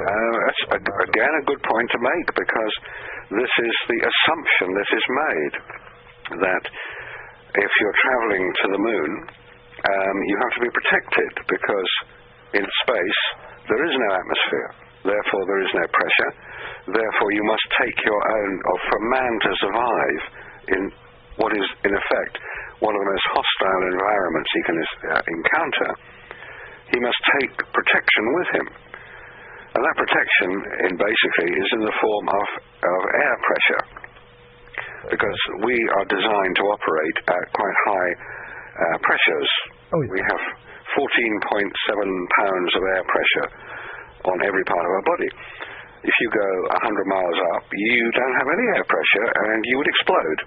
If you didn't have any pressure, you would explode, because the gases that are dissolved within the bloodstream would expand. This is why divers get the bends and die as a result.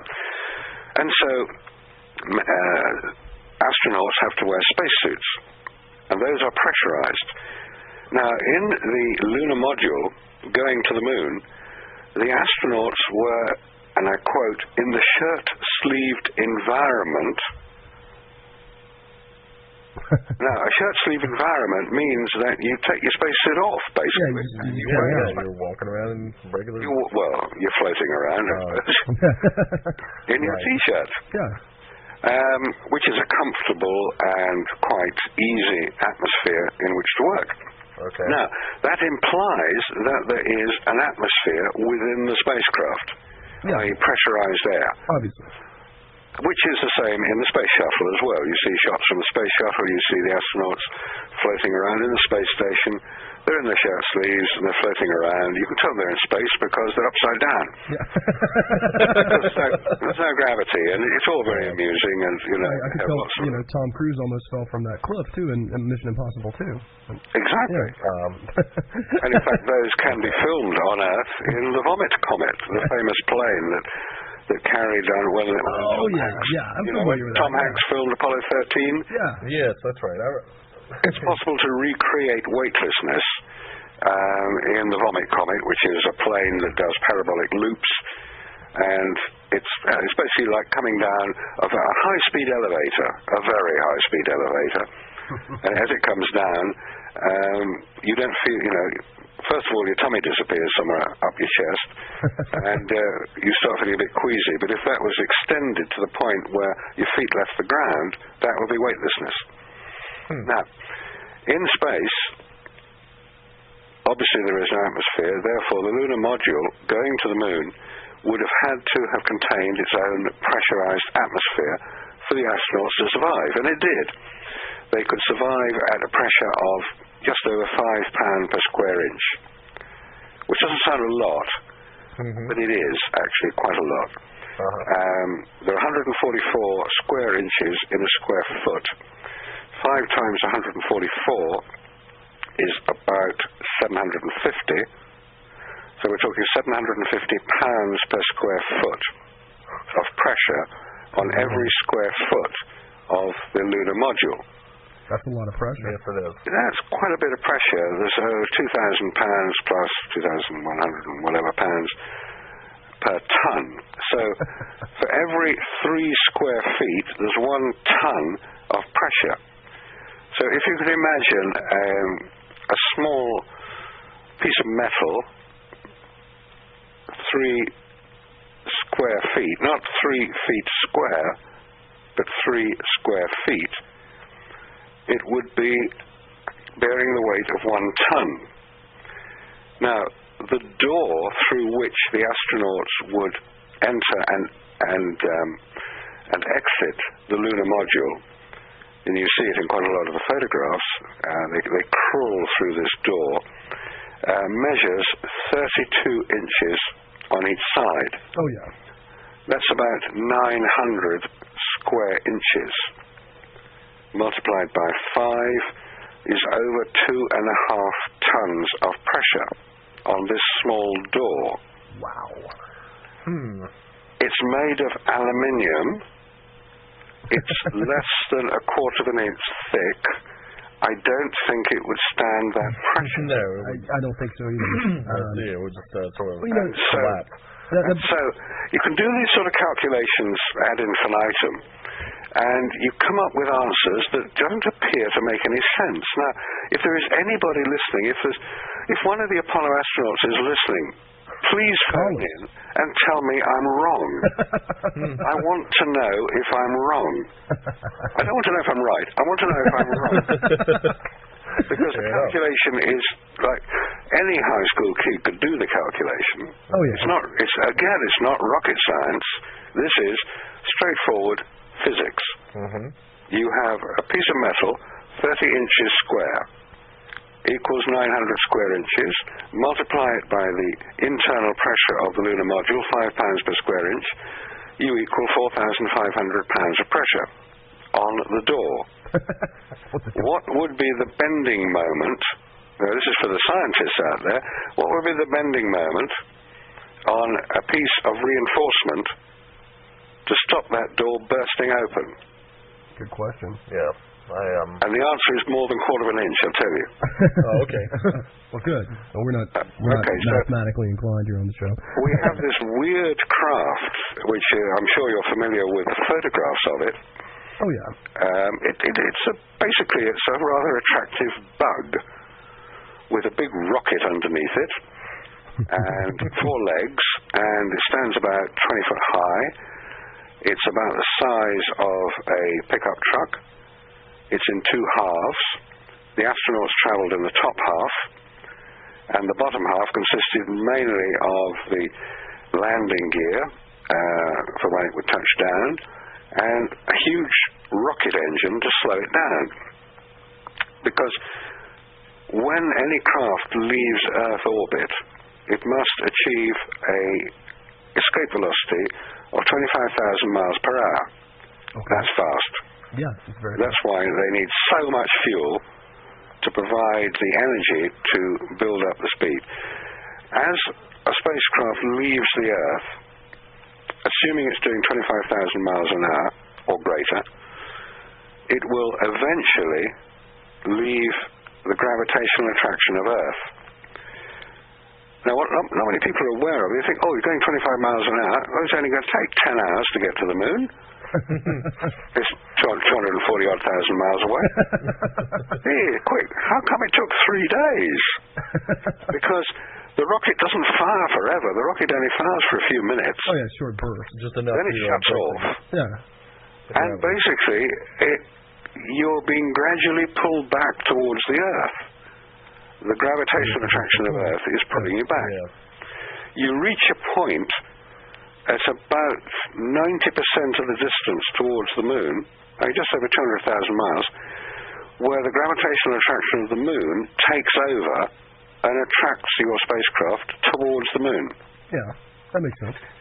So that's why it takes 3 days, because you're slowing down all the time. As you reach this point, this equilibrium point, the point of balance between the gravity of the moon and gravity of the Earth, you're doing about 2,000 miles an hour. If you were doing about 1,000 miles an hour, you'd never make it to the moon. You'd come crashing back to Earth. Bang. Big flaming rocket. So you've got to get this speed up. Hence the big rocket, hence all the fuel, hence all the drama to get up there.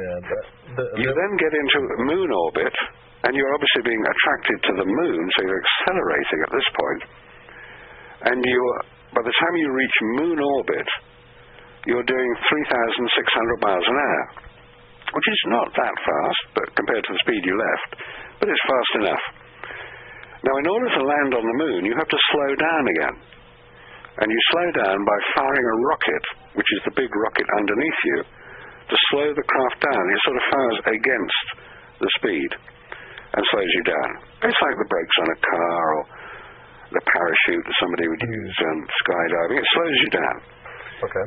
In order to come down almost to 0 miles per hour before you land on the moon. And then you go plop and land on the moon. Now, everybody, I'm sure, is familiar with the very famous sequence of Apollo 11 landing on the moon, where you hear voices from the spacecraft. In fact, it's Buzz Aldrin's voice you hear most of the time. He was the second man on the spacecraft, along with Neil Armstrong, who was the commander. And the voices are describing certain feet, so many feet down, so many feet across. Yeah. Because Neil Armstrong was flying the craft manually. He'd overridden the computer, which had told him that he should abort the mission. And he was thinking, no, I can do it, guys, I can do it. I'll override it. So he was flying it manually. And He's a bad guy. He was trying to land the craft, basically, by peering out the window. Yeah. Any big rock there? Okay. Oh, shit, look at that one. Oh, get out of this, guys.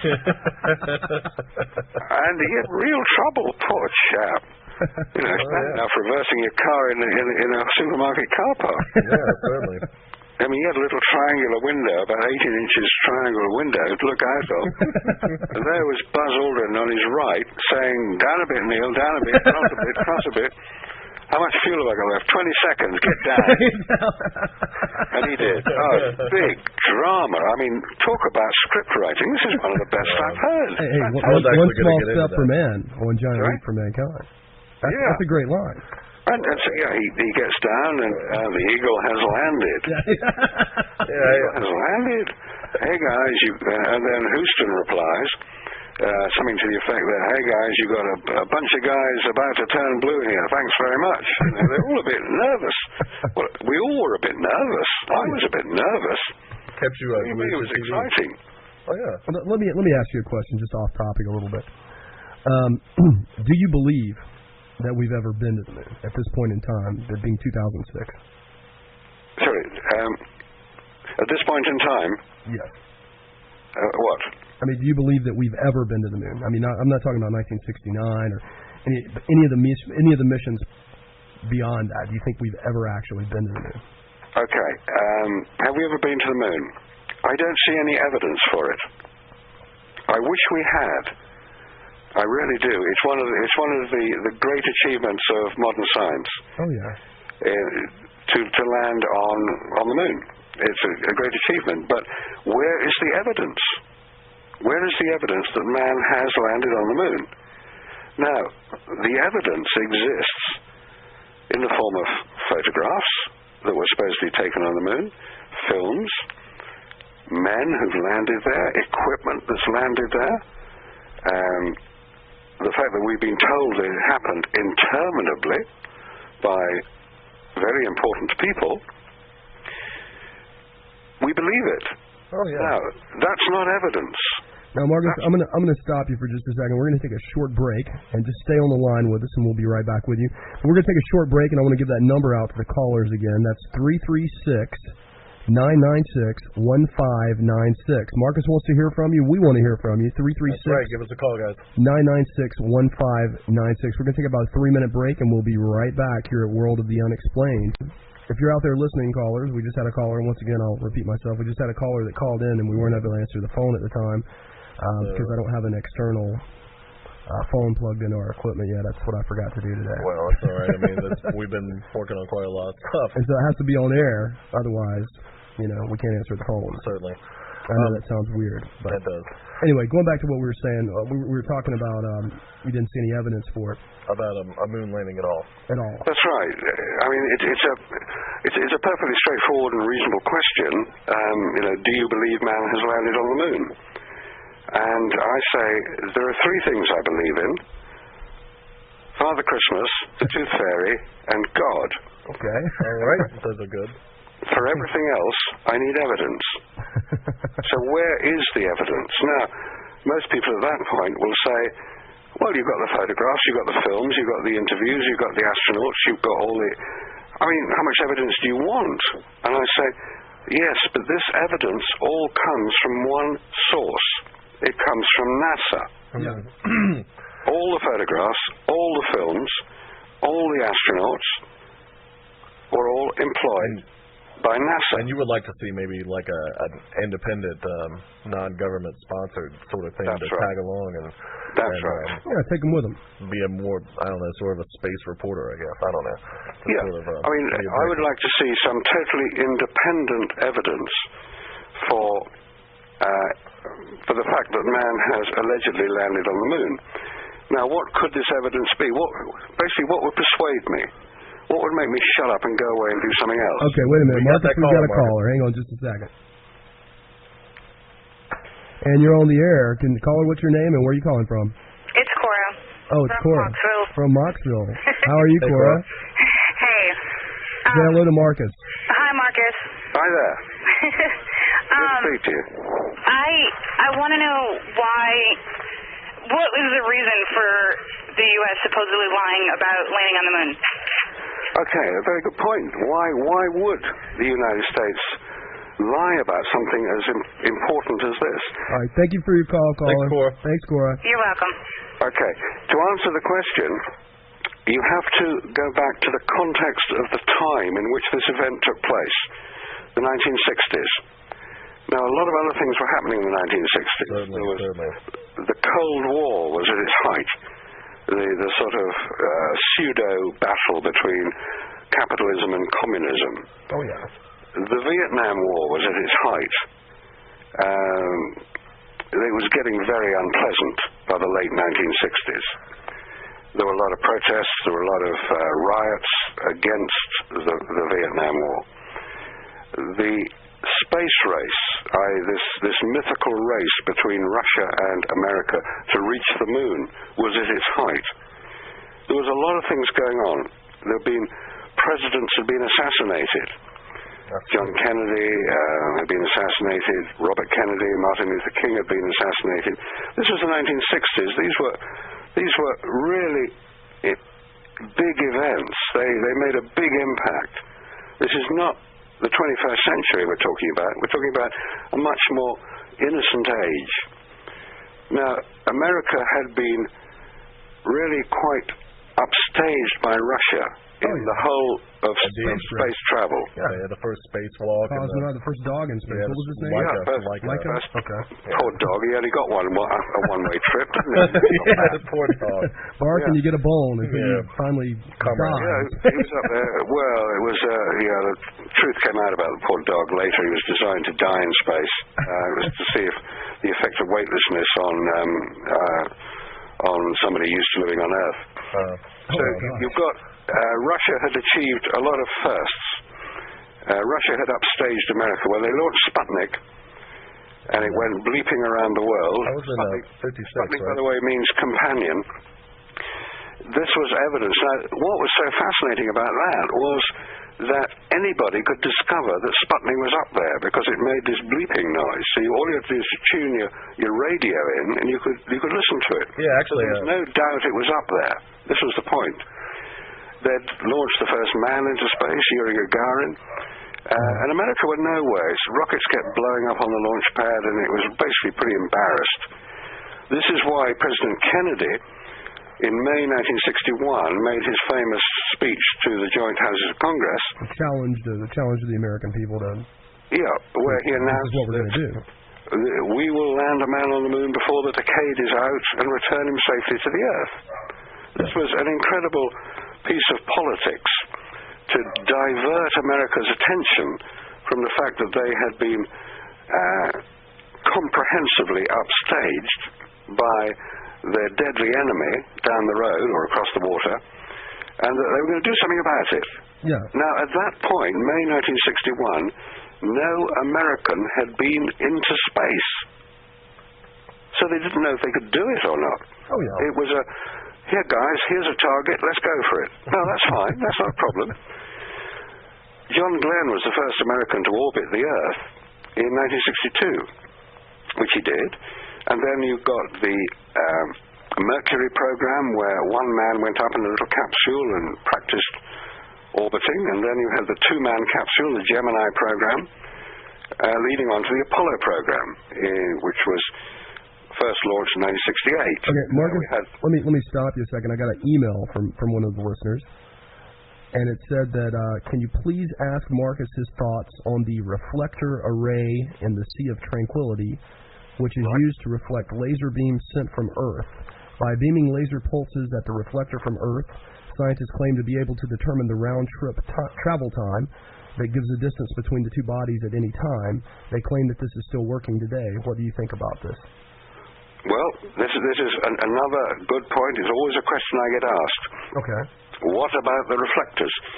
On 3 of the Apollo craft, Apollo 11, 12, and 15, part of the experiments included the leaving of a reflector device, and it was a device.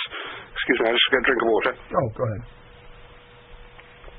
It was a device that would reflect back to the source that it was sent from, a laser light, which is the most powerful light you could use, and it would reflect back to the source, and therefore the distance between the source of the light and the reflector could be calculated pretty accurately by working out how long the light took to go the double distance. That makes sense. And this is usually quoted as an example of evidence that man has landed on the moon, because how would you leave a reflector on the moon if you haven't been there? If you didn't go to leave it there? Yeah, well, that's a good point. Right, 2 points about that. In the mid-1960s, the CIA, Central Intelligence Agency, in trying to develop a secure means of communication between various points on Earth, rather than using radio, which was a bit insecure, had discovered, quite by accident, that if you bounced a radio beam off the moon, you could receive it back to a radio receiving dish on Earth, on the other side of the Earth, which established a means of communication. Now, the moon is basically a giant reflector. Hey, you look up at night and there it is. It's reflecting sunlight. It's a reflector. It's not a very bright source of light. It's only reflecting light, and a lot of it is absorbed by the lunar surface. If you point a laser beam at the moon, guess what? It'll reflect back. That makes sense, yeah. It doesn't matter where it hits. It reflects back. Now, most people think that a laser beam is a very, very thin beam of light. Yes, it is a very thin beam of light. But if you send that beam out over 240,000 miles, it's not a thin beam of light when it gets to the moon. It's 2 kilometers in diameter. Okay. How big is the kilometer again? That's not bad. 2 kilometers in diameter is quite a big area. It's then got to get back to Earth. So how much of the light that started out from Earth is actually reflected back to Earth? And the answer is 6 photons. I.e., you can't see it. Oh. It's tiny. And you need a receiver several hundred feet in diameter to collect the light and measure it. So the answer to the question is, you don't need a reflector on the lunar surface to fire a laser at it and get a bit of light coming back. You then ask, in fact this question has been asked, when was the first time that a laser was fired at the moon to measure the distance? Okay. And the answer is 1996. Oh.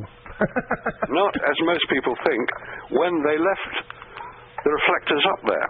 Huh. Why so long? Right. Now, the other point to take out of that is that the Russians, in sending their unmanned craft to the moon, also sent laser reflectors up. It doesn't take an astronaut to put them down on the surface. So okay, well this is something, I guess, that's new information to me. The Soviets actually sent an unmanned craft to the moon and set these up. I was honestly I was not aware of that. That's right. Unmanned craft can do a great deal because they in fact it was unmanned craft that were first landed on the moon. Ironically, they were landed by the Russians. Huh. And another first. Yeah, another first. They soft landed a craft. The first craft to get to the moon, anywhere near it, was a Russian craft, Lunar 3. The first craft to soft land on the moon was also a Russian craft, and the way that the Russians handled it, in order that their achievement would be acknowledged by the West, because the perception in Russia, and was probably quite true, was that if they just announced they'd landed a craft on the moon, nobody would believe them, because they didn't want to believe them. So the Russians had to have a means of getting independent verification of their achievement, and they did this by using a radio telescope in Britain at Jodrell Bank. It's called the Jodrell Bank Radio Telescope. It's near Manchester, which is in central England, and it's one of the largest radio telescopes today, as it was then, 250 feet in diameter. And the director of the radio telescope observatory was called Bernard Lovell, and he worked with the Russians. He worked with the Americans as well. He worked with the Russians, and one of the things that the Russians asked him to do was to record the signals being transmitted back from the moon as this craft landed. It was also transmitting pictures, and he did record the photographs transmitted from the Russian craft on the moon. And because he announced it, it was agreed that the Russians had achieved what they said they had achieved. It was essentially independent. It was independent confirmation of their achievement. Okay. In fact, while we're talking about Bernard Lovell, who's a very well-known radio astronomer in Britain, a very respected astronomer, he worked over a long period of time with the Russians. And one of the things that he has been asked was, why didn't the Russians land a man on the moon? And his answer was, that's what I asked them. And they told me that they fully intended to land a man on the moon when they could ensure his safe return due to the dangers of radiation. So they're approaching this much more much more, what's the word I'm looking for? Cautiously, I guess, would be the... Yes, they were being very cautious. They did want to ensure that if you were going to send a the Russians would send a cosmonaut. Right. If you were going to send a cosmonaut to the moon, you wanted him back to tell you about it. Of course. And if he was going to get fried by the radiation, there wasn't going to be much help. No, of course not. And I guess there's another question for me. Why didn't the Soviet Union eventually? I mean, could they just not, pass the Van Allen belt? And what was the reason why they didn't make a go at it? Seeing as they seem to be so successful in their space program, why didn't they send a manned mission to the moon? Well, and do it officially? Another very good point. Why didn't the Russians, even if they had been allegedly beaten to the first prize, why didn't they continue? And the answer is the same as before. They wanted to ensure the safe return of the cosmonauts, and they couldn't protect them from the radiation. Now, that's one explanation. The other explanation is that the achievements of the Russian space program had come about as a result of the genius of their chief designer, he was called. He was never named when he was alive. Yeah. But the Russians were particularly concerned that he might be targeted for assassination. Yeah, it was very secretive. I heard that before. The space his program name was Sergei Korolev. Korolev, okay. He was the Russian equivalent. I suppose the nearest equivalent would be to Werner von Braun. Oh, I see. He was the he was the head of the Russian space program. And in 1966, he was taken ill and was operated on and died on the operating table. I mean, no conspiracy here. He died. This happens. As a result of which, it was very sudden, very unexpected. The Russian space program was now riven by competing factions trying to gain ascendancy. You're talking about the Politburo, right? It's basically a Politburo. Okay. Yeah. And Trent just informed me that we had missed a call. Yeah, I apologize. Sorry, guys, we didn't see it, but we do invite you to call back. Yeah, go ahead and call back. 336-996-1596. We apologize for that. We'll catch it, though. Continue, Marcus. Sorry. Yeah. So at the time, the American space program was really gearing up to the Apollo program. It was gearing up from about 1966 onwards. The Russian space program was now stalled. The rocket they had designed to take men to the moon, called the N-1, had malfunctioned. Let's put it. Basically, it exploded on launch. Yeah, and it was wrecked. So, in quite a bad way. They didn't have a genius. Hang on, we've got a caller, Marcus. I'm sorry about that. No, it's fine. And you're on the air. What's your name and where are you calling from, caller? I just have a question for Marcus. It's just something I'm curious about. Okay. Can you hear him, Marcus? Yeah, hi there. Okay. Okay. The theory is that Earth is billions of years old, and the Moon would be a byproduct of a collision with Earth in its early stages. Okay. And what scientists say, what they were expecting before the launch was that over the course of millions of years, that dust and space debris will have accumulated on the Moon's surface to, what they were expecting to be at least 20 feet deep. And my question is that they built the landing gear on the Apollo, capable of landing in that deep of a dust pile.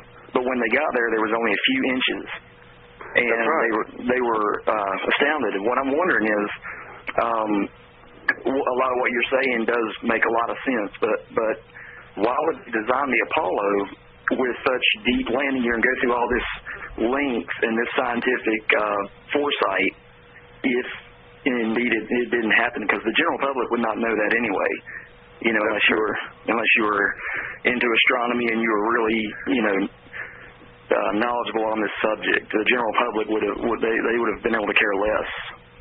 Okay. Thank you, caller. Marcus, did you answer your question? All right. Thanks. Bye-bye. Yeah. This point that the Moon, if it's the same age as the Earth, assuming the Earth is 4.5 billion years old, what the caller is referring to, I believe, is the space dust, which is known to fall onto Earth. Okay. And can accumulate, and over that period of time would have built up to about 20 foot thick. And therefore, because it's dust, if you step in it, you'll disappear. Yeah. And on the Moon, you don't. Obviously, what we've seen is you land and you don't disappear. But that was actually known well in advance of Apollo, because because, as I mentioned earlier, not only the Russians but the Americans had landed unmanned craft on the lunar surface, and they hadn't disappeared. They had just remained on the surface. It was like a big, giant rock. Yeah. So this debate that was going on at the time, that nobody actually knew what the lunar surface was like, and that if you land on it, you'll disappear into this deep dust bowl sort of thing. There was a big debate going on. In fact, it was totally spurious debate because they knew what the moon's surface was like. They'd already landed on it. I don't really understand what the problem was at the time. I don't understand what it is now. It's almost like we're being diverted from the real picture. Or it was building up to be a really dangerous event, and the guys with the right stuff will get up there and will overcome all obstacles, sort of thing. Now, that introduces a very good point about the age of the moon, where it came from, because this was one of the purported reasons for the whole Apollo program, was to establish the origin of the moon. Like, where did it come from? Oh, yeah. Because nobody knows, even now. So Apollo has been a waste of time for that. Did the moon come, was it blasted off as part of the Earth? That's one theory. Space debris. Where the Pacific Ocean now is, it's a sort of big empty space. Did another planet collide with Earth and create the moon? Or was the moon created out of the primordial dust bowl of spinning gases or whatever it was, and just get sort of spun off? Or was the moon already formed, and did it drift through space, and was it captured by the Earth's gravitational field and captured into orbit? Or where did it come from? And none of those explanations actually bears up to very much scrutiny, because the subject we haven't covered yet are the famous rocks the astronauts allegedly brought back from the moon. Oh, yeah, I remember the moon rocks. I remember talking to you about this in 2002, actually. Oh, the famous moon rocks. These are usually produced as the evidence that man's been to the moon, because how else would he have got his moon rocks? Yeah, exactly. Oh, right. Hello, this is a good subject, but it doesn't have much of an answer. How many people have seen a lump of moon rock? And what can the scientists do to compare it and say, this is actually the real deal? This is a bona fide piece of moon rock. Now, so this alleged moon rock, all 840 pounds of it, most of which is still locked away in the vaults at Houston, has been examined by universities and learning establishments around the world. But where are they taking their sample, their known sample from? Exactly. Yes, this examination has been carried out extensively. When moon rock was returned allegedly from the moon, a lot of universities around the world were sent samples of moon rock, we're told. Now, most people, when told a sample of moon rock, will think of something about the size of a half brick. Sort of size, the size of your fist, or if you're not being generous, a bit the size of a walnut. Okay. But a rock-like object. No, that's not what happened. These universities were sent moon rock in a box, and it was basically ground up dust. And it was sent in a box marked moon rock, courtesy of NASA. So, because NASA were paying for the experiments as well, guess what the results were? Favorable to NASA, I think.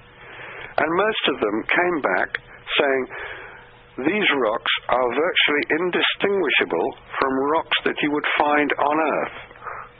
Okay, now that's fine until you have established that the comparisons that were taken were with Columbia River Basin, which is in Canada, which is a volcanic area, and Hawaii, which is a volcanic area. So the assumption was these were volcanic rocks. Volcanic rocks are quite different from sandstone or limestone. Certainly. Now, if a scientist is going to examine a piece of dust about half a sugar lump cube, if that, because NASA were a bit mean with their moon rock. I say there's still 600 pounds locked away in the vaults. I've seen what purports to be a piece of moon rock in our museum over here in London. And it's marked moon rock, otherwise you wouldn't know it. Looks like any old piece of rock. So it's not yellow. And no, it's not yellow. It's not green either. But there's also an unanswered question to do with these moon rocks, and it occurs in Antarctica. Okay. Now, you may recall a few years ago, President Clinton made an announcement following the discovery of a piece of rock recovered from Antarctica, which was shown to contain what was believed to be fossilized bacteria. And this rock had come from Mars. Okay. Now, this is perfectly possible, because if you get a meteorite impact on Mars, or the moon, come to that, pieces of rock will be blasted off the surface, and if they're blasted off hard enough and fast enough, they will actually leave that particular planet, whether it's Mars or the moon, or any other planet. And through the intricacies and coincidences of space, they will land on Earth in Antarctica. That makes sense. And in a place called Allen Hills, which is why the rock referred to by President Clinton was coded ALH001. Allen Hills 001, first rock picked up, I think it was 92 it was picked up. People in Antarctica actually spend time going over the ice sheets looking for meteorites, which is what they are. Now, Werner von Braun, head of the American space program in the mid-1960s, was photographed on an expedition to Antarctica. I only introduced that as a piece of evidence in favor of a possible meteorite picked up. The other point about this whole moon rock nonsense is that the Russians did return lunar material with their unmanned craft. Oh, yeah, definitely. 300 grams of it. Wow. On that note, we have to take a break, We're going to take a short break, Marcus, if you'll hang on the line with us. I'm going to give that number. That conversation in just a second. Keep that thought. And I'm going to give that number again. For those of you listening, we're on a 2-minute delay out there. But for those of you listening, just phone us after the break. That number is 336-996-1596. No, once again, 336-996-1596. Phone us as soon as we come back on the air with Marcus, and we'll field your questions for him. Thanks a lot. We'll see you in a minute. Shoutcast. Now, back to some ass-kicking shiznat from Nullsoft Shoutcast. You're listening to Shoutcast Radio. And we're back. And we are back. Marcus, are you with us? Yeah, I'm with you. Good evening. let's have your calls. It would be good to hear some good questions. All right, let me give that number out again. That number is 336-996-1596. 336-996-1596. You can find that also on the front page, worldoftheunexplained.com. We're here with Marcus. Or email, worldoftheunexplained@gmail.com if you feel a little shy. We're here with Marcus Allen, the UK publisher of Nexus magazine, and that's based in the UK, and we want you to know that his website is I'm sorry? Nexus magazine is Australian, but it's the UK branch. Oh, I'm sorry. No, I just found it out. All right, well, yeah. Okay. I mean, yeah. Anyway, www.nexusmagazine.com. Is that right, Marcus? That's correct. Okay, check out that website. You also want to check out aulis.com. It's www.aulis.com. I believe I spelled that right. Yep, that's correct. That's the best website to look at for this moon landing controversy. Now, before the break, we were talking about the Antarctica, the lunar rocks, and the last thing that we were discussing was that the Mars, the Soviets basically had brought up like 300 grams. Is that what you said, of actual lunar material? That's right. Okay. The Russians, it was lunar cod 15. which landed about just after Apollo 11, it did return some lunar material. Wait a minute, Marcus. I'm sorry to interrupt you again, but we've got two more questions. Okay.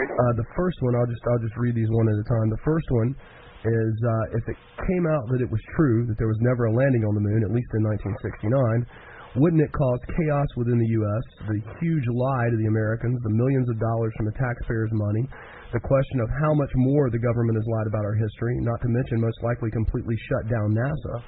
Also, I agree with the technical questions and most of the reasoning for why the U.S. would have lied. What makes me believe it more is that the Soviet Union never competed to get to the moon. Everything else they competed with us on between our two space programs, but why not this as big as it was? Oh, yeah, we had just talked about that. But Marcus? Yeah. This is a very interesting point, that if it was ever established that Apollo did not happen the way that it has been portrayed, this would open the floodgates to every previously unanswered question.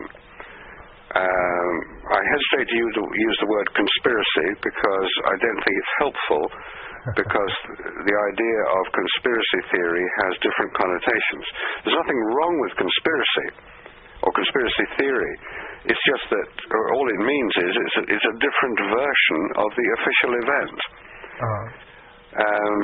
People will come up with all sorts of alternative explanations. I think one of the most interesting recently, of course, is 9/11. The official explanation was that various airplanes were flown into various buildings and people were killed. Yeah. The conspiracy theory is that that wasn't happening quite that easily. So, rather than getting into 9/11, which we're not here to discuss, to go back to the moon, if it was established that man has not landed on the moon, yes, this would unleash virtually an unstoppable wave of resentment and anger against those people who had perpetrated it in the first place. Specifically NASA, which is a U.S. government agency. Officially it stands for National Aeronautics and Space Administration. Unofficially it stands for Never a Straight Answer. And as the New York Times dubbed it, not always scientifically accurate. So NASA has a credibility problem anyway. Well, here's the next question. This is with all the evidence, which seems pretty legit, that Marcus has about us not landing on the moon. Why has it not been investigated more? And what is the U.S. government's response to the controversy about this? Independent organization investigating. Right. I think this ties in a little bit with the first question. Why has it not been investigated? Because if it was ever established that the American people had been misled, let's put it in its most polite form, had been misled, lied to, the reaction from the American people would be so hostile and so antagonistic towards those who had misled them that their political base would be destroyed. And as the purpose of politics, in its simplest form, is survival, this will not happen. Now, there has been a considerable amount of investigation done into this whole Apollo controversy. And interestingly enough, it's the only area of space travel that is in question. The space station is not in question. That exists. That is up there. You can watch it flying overhead at any time you want to. That's true. The space shuttle exists. Well, some of them do. And we see it go up, Yeah, we see it go up, and sometimes, regrettably, we see it come down rather faster than it's designed to. Definitely. And this is totally understandable. This is totally believable. All other parts of the American space program are believable because they've been reported independently. The Russian space program, the Chinese space program, the Japanese, the Indian space programs, these are all independent space programs. There is a degree of reticence about looking at Apollo Now, a good friend of mine called David Percy has written a book called Dark Moon, subtitled Apollo and the Whistleblowers. That's the book we were talking about. Sorry, that's the book we were talking about before you came on. It's a good read. That's right. And his associated website, which you mentioned very kindly, aulis.com, goes into this whole subject in considerable detail. And David is a professional filmmaker. He is used to using photographic equipment and used to using photographic film. He's used to the results that it can be achieved with all sorts of photographic equipment, including Hasselblad cameras and cine cameras. And he has spent hundreds of hours examining every single piece of film returned from the Apollo program. And his conclusion is that NASA have unanswered questions, that the evidence on the films that have been examined is that they were not taken on the moon. They were taken here on Earth. Now, is he behind the two I don't know if it's on DVD now or not, but the copy I have is on a VHS cassette tape. I don't remember exactly the title of it off the top of my head, but it's I think What Went Wrong on the Moon or something like that. It's called What Happened on the Moon. What Happened on the Moon. Okay. Now, that's right. Is he behind that video production as well? Yes, he created and produced that particular video production, which is an excellent video production. It goes in so much detail. I've yet to meet anybody who has watched that video called What Happened on the Moon and still being convinced that there is any doubt over the moon landings. And you can pick that up at aulis.com, can't you? You can get it from aulis.com. You can also order it through David Childress's website. Adventures Unlimited Press. AdventuresUnlimitedPress.com. Okay, great. Now, here, on a sort of great guy too. Sorry, go ahead. On a related note, you mentioned other space programs, and if the evidence is discernible that this whole thing could just be a fraud. Is it possible that other space programs, space agencies, looking at the Apollo mission in question, do their own private research and also come to the same conclusion? I mean, specifically, I imagine at the time the Soviet Union. I mean, whenever it happened, I mean, I realized that there was a lot of political infighting that you're talking about after the director had passed away. I mean, but don't you believe possibly that a couple of the scientists there are looking at the evidence privately and saying, "Hey, comrade, we don't buy it, America," and if so, then why haven't they brought their voices to the forefront? That's a good point. It's called "Why didn't the Russians blow the whistle?" question. And well, why didn't the Russians blow the whistle? They had the most to gain from exposing a perceived fraud. Again, you have to return to the time this was happening, the late 1960s. And I'd already mentioned that the Russian space program had been riven with factions trying to gain control. And you have to also understand, I'm sure most people now do, that the Russian political system was very different from the democracies of the West. Oh, yeah. Now, yes, there were almost certainly some Russian scientists with access to the same information as most people in the West had access to regarding Apollo. And they may have looked at it and they may have said, this looks a bit funny. Now, in order for Russia to come forward and say and accuse America of perpetrating a fraud or a hoax, how would that have been done? Somebody would have had to persuade the Soviet Politburo, headed by President Brezhnev at the time, of their belief. Yeah.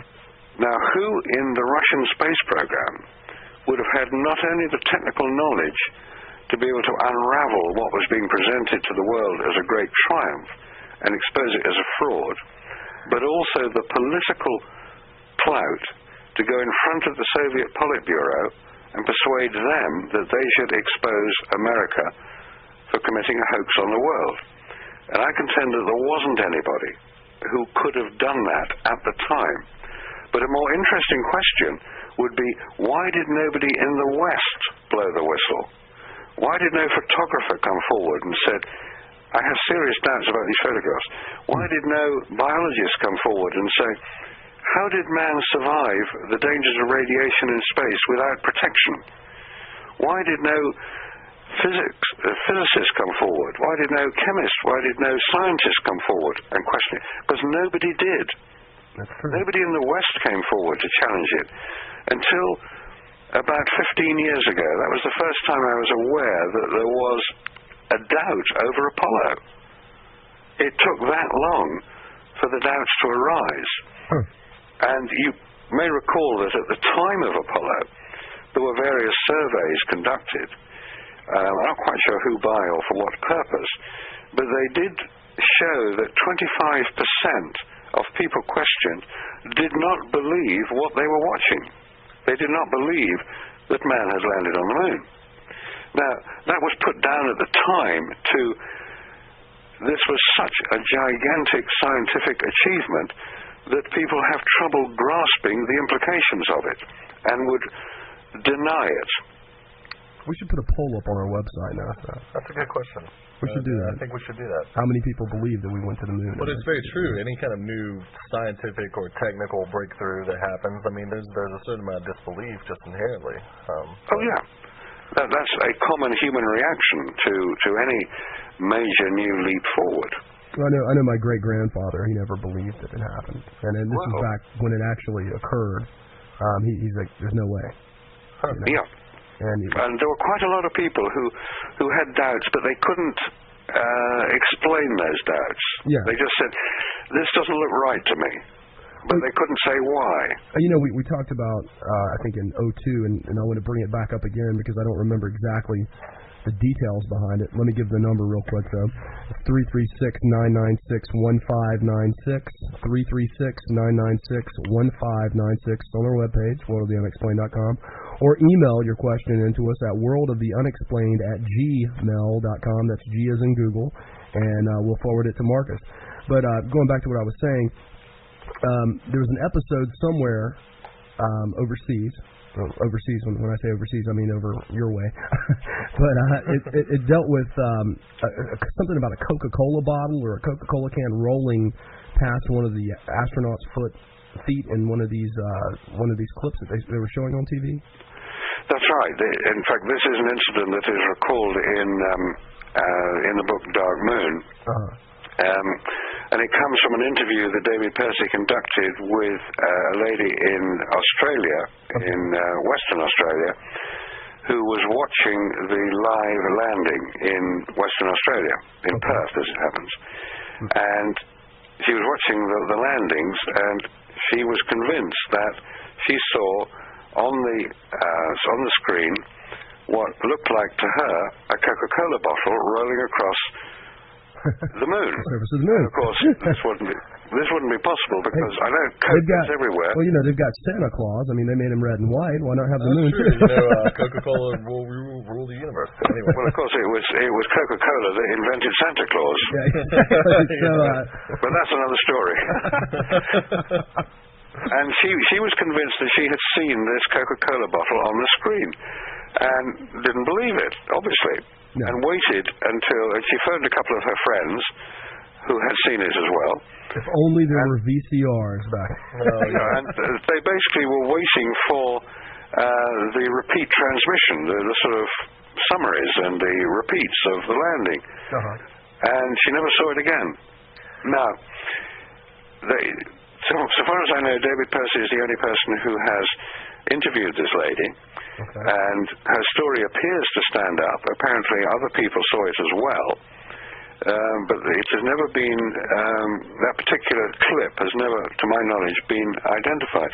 There were letters in the local paper in Perth in Australia at the time describing it. Whether it happened or not, I don't know. It's one of those weird little stories that come out about Apollo. There are a couple of other stories about Apollo as well that appear to be pretty strange. But on that particular one, the point that David was making in the interview was that Perth in Western Australia was one of the very, very few places that would receive live transmission rather than recorded transmission. Most people around the world, contrary to what they thought they were looking at, were not watching live transmission.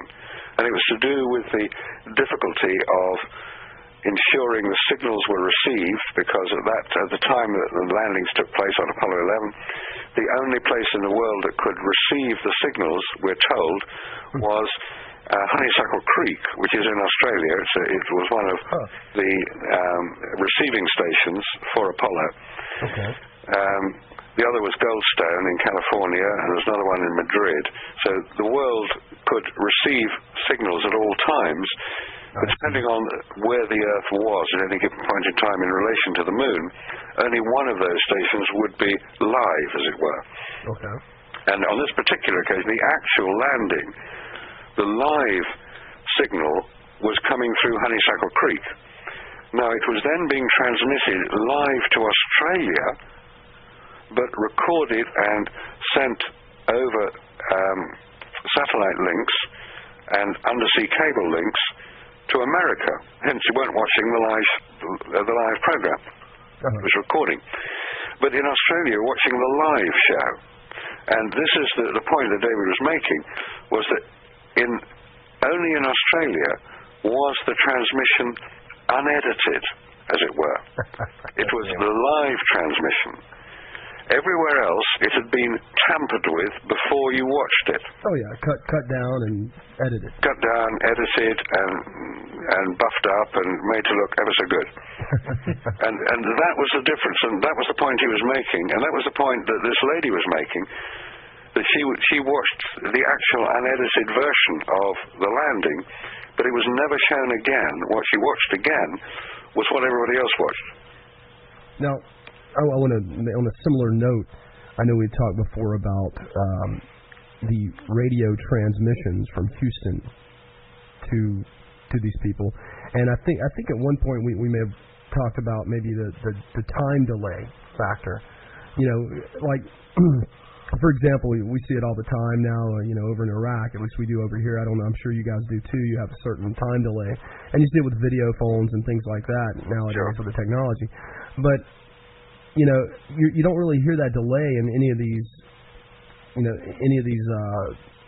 conversations or communications between the astronauts and Houston. No, you don't.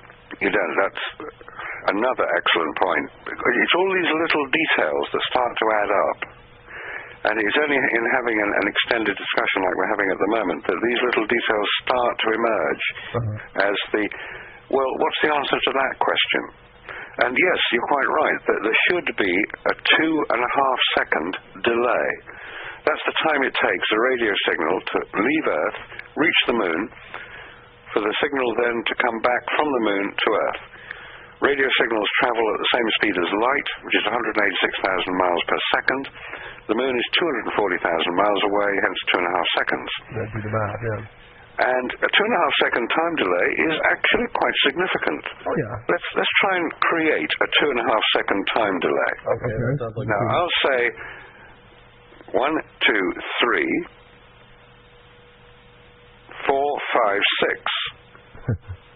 Between the 3 and the 4 was 2.5 seconds. It's noticeable. Yeah. And as you mentioned, most people are now very familiar with video reporting, where the question from the head office or the main desk has to go to the reporter in the field, say in Iraq, and it goes via satellite. And then they wait a few seconds, and then they're like, oh, da-da-da-da-da-da-da-da. Yeah, because that satellite, which is carrying the signal, is 22,000 miles above the Earth's surface. And that's just 22,000 miles. 22,000 miles up, 22,000 miles down. Here the question, 22,000 miles up. There's about a half-second delay, which is why they all look a bit sheepish until they're sort of listening to the question. You've heard the question, but he hasn't. And you say, come on, get on with it. It was stupid. That's what I'm used to. But with Apollo, it would be much more marked, and there isn't the time delay. It's just like a conversation, like we're having right now. Yeah. I guess that seems pretty suspicious. That is a good point. And if any callers have any idea on how this discrepancy taken place, give us a call here at 336-996-1596. That number again is 336-996-1596. If you're shy or just don't want to talk to us on the telephone, you can drop us an email at worldoftheunexplained@gmail.com, and Marcus will field your question. Certainly. Yep. We'll do our best. And in fact, there are some interesting points that arise from this time delay, because I mentioned that the picture we all thought was live wasn't, because it had been edited. So had the commentary been edited. Because that's why there isn't any time delay. Yeah. Because it's quite easy to remove it in the editing process, but not if you're doing it live. If it's a live transmission, that delay will appear. Now, if you've got an edited version that one is being told is live, what else has been edited? Now, the other question which I quite often get asked was, if what you're saying is anywhere near true, surely that involves so many people to keep a secret that it would have got out by now. Yeah, you can't keep 400,000 people who worked for NASA at the time of the Apollo missions in the mid-1960s. You can't keep a secret with that number of people. That's quite true. You can't. Why bother? Why even attempt it? There were 400,000 people working for NASA in the mid-1960s, working specifically on the Apollo program, and they were doing the very best job they could. They were building the best rockets they could, building the best landers, the best control centers, the best communication systems. They were doing the best job they could. They were not party to any underhand activity that was going on. My calculation is that at the very most, 50 people might have had direct knowledge of some form of manipulation of the Apollo record. And obviously the astronauts would have been involved, as would the people in charge of transmitting the information. Oh, yeah. But on that note, I want to take a short break. We'll continue this. And we're going to be right back. Give us a call at the station here, and we will get you up and running with Marcus Allen from Nexus Magazine. We'll be right back. See you in a minute. Hey, Marcus, are you still with us? Yeah, we're still with you. That's great. Lovely to be there. Thank you. Can you hear us a little better now? Yeah, it's nice and clear. It's quite loud. Okay, good. I turned. I guess I turned up the right switch. I guess so. All right. Yeah, just crank it up to volume 11. Volume 11. To 11. Yes. Well, why do you play with that? Because it goes to 11. Exactly. Of course it does. They all go up to 11, don't they? Actually, of course our system actually, we both play in rock bands here in the U.S. So there you go. Yeah, it's a lot of fun. One of our many side projects that we're involved in. Oh yes, blackbookromance.com. Got to promote myself. But I haven't actually made it that far, but you know, it's a fun thing to do. And we're playing this Thursday. Actually, you better come out and see us. Okay. Anyway, keep working on it. It's been a long road. Let me tell you. All right. Once again, I'm going to go ahead and give that number out, and then we're going to get into some other stuff here in our last half hour. That number again is 336-996-1596, 336-996-1596. Don't be shy. Call us up. That's right. All right. Now, we were talking on the break to Marcus, and he was telling us, I guess you and Trent were talking about some of the actual players, the actual characters. Players, you know, the astronauts themselves. That's right. Yeah. Why haven't they, at this point, said, "Look, it was a fraud, guys"? Why haven't they, of all people, cleared their conscience, so to speak? I want to make one comment before you answer that, if you don't mind. And that's I have a friend that does a paranormal radio show, also. Josh. Yeah. Over in Asheville. North Carolina, and he was telling me that he had one of the actual, because I told him about Marcus, but he told me he actually had an astronaut on his show, one of the, I don't know which one. I don't think it was from the Apollo 11 mission, but it was one of the other missions, and this guy would get so upset when anyone ever even hinted that it might be a cover-up. I mean, he was ready to almost physically fight with people over it. Well, that is a totally understandable reaction. Now, if there has been a manipulation of the Apollo record, anybody who would know about it will be the astronauts themselves, because they would have to be in a party to it. So you have to look at who these astronauts are. There were 25 of them, not 27, 25 actually went to the moon. They didn't all land, only 12 of them landed, allegedly, on the moon. But those 25 astronauts, because 2 of them actually went twice, Shepard and I think it was Scott, went twice.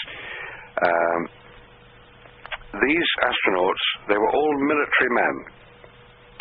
They're not civilians, despite people trying to persuade us that Armstrong was a civilian. He was not.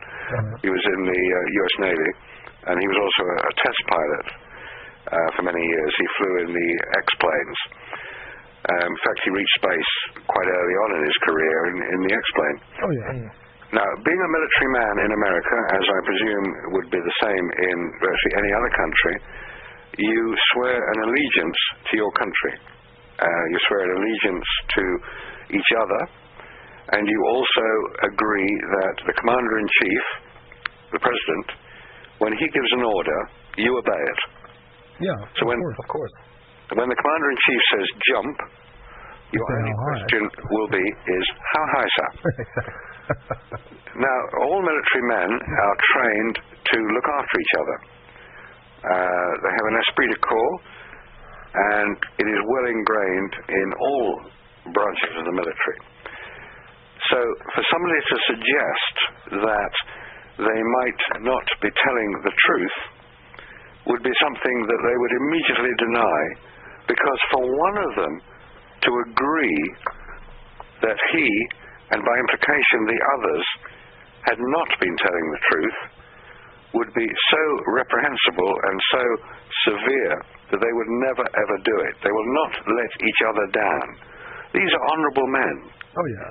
All people who put their lives on the line, whether for themselves or for the country, are honorable men. They may be misguided, but they're honorable. Now, they're not going to agree, and in the case of the astronauts, there's an interesting event that took place 2 or 3 years ago when Buzz Aldrin was approached by a reporter and asked exactly that question. Would you swear on a Bible, Mr. Aldrin, that you landed and walked on the moon?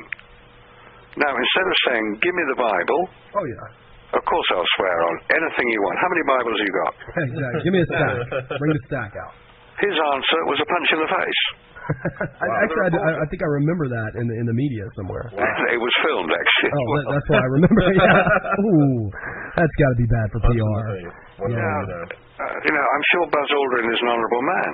Oh, yeah. I know he's had a few problems, but he was one of the first to land on the moon. Now, that's what he believes. That's what most people around him believe. So if somebody comes along and challenges the core of his existence, he's going to be a bit upset. Oh, yeah.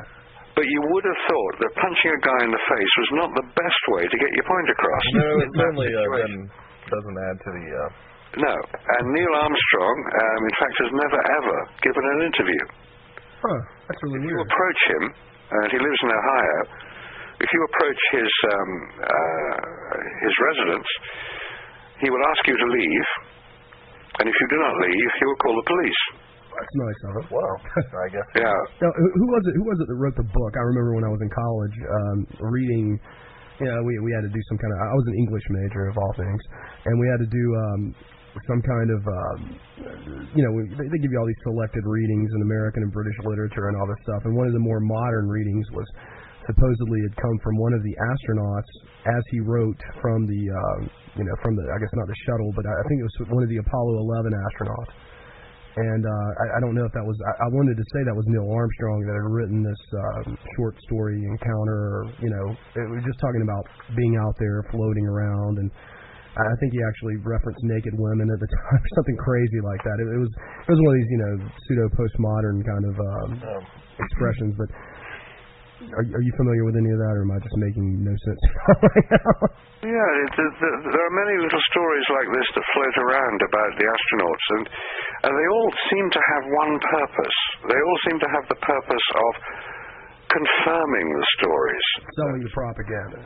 Yeah, it's basically propaganda. I mean, there's one famous story that goes around that apparently it was a secret transmission from Apollo 11 back to Earth, back to Houston, where Neil Armstrong is allegedly saying words to the effect that they're watching us. He's actually on the lunar surface, and he's reporting what he's seeing, and he's saying they're watching us. They're huge. We don't know where they're from. Oh my implying God. that there are UFOs up there, sort of thing. Yeah, yeah. Now, I've heard that story so many times, and I always say the same thing. Show me the recording. Yes. Where's the recording? Where did he actually say it? At what time during the mission did he actually say it? And nobody's ever come up with it. It's again a piece of propaganda. It's called disinformation. Oh, yeah. You're trying to confirm something without actually being seen to do so. By implying that Neil Armstrong was on the moon when he saw these things, you're implying that he got there in the first place. Yeah. Now, all of this is pretty routine propaganda stuff. Just to come back to the point about the NASA employees and the whistleblowers, to say that nobody in NASA has blown the whistle would be wrong. Many people in NASA have questioned what is being shown as the Apollo record, but because of their position and because of their reliance on, if you like, pensions, their reliance on also the respect of their peers, they're not going to break ranks. They're not going to tell the whole truth.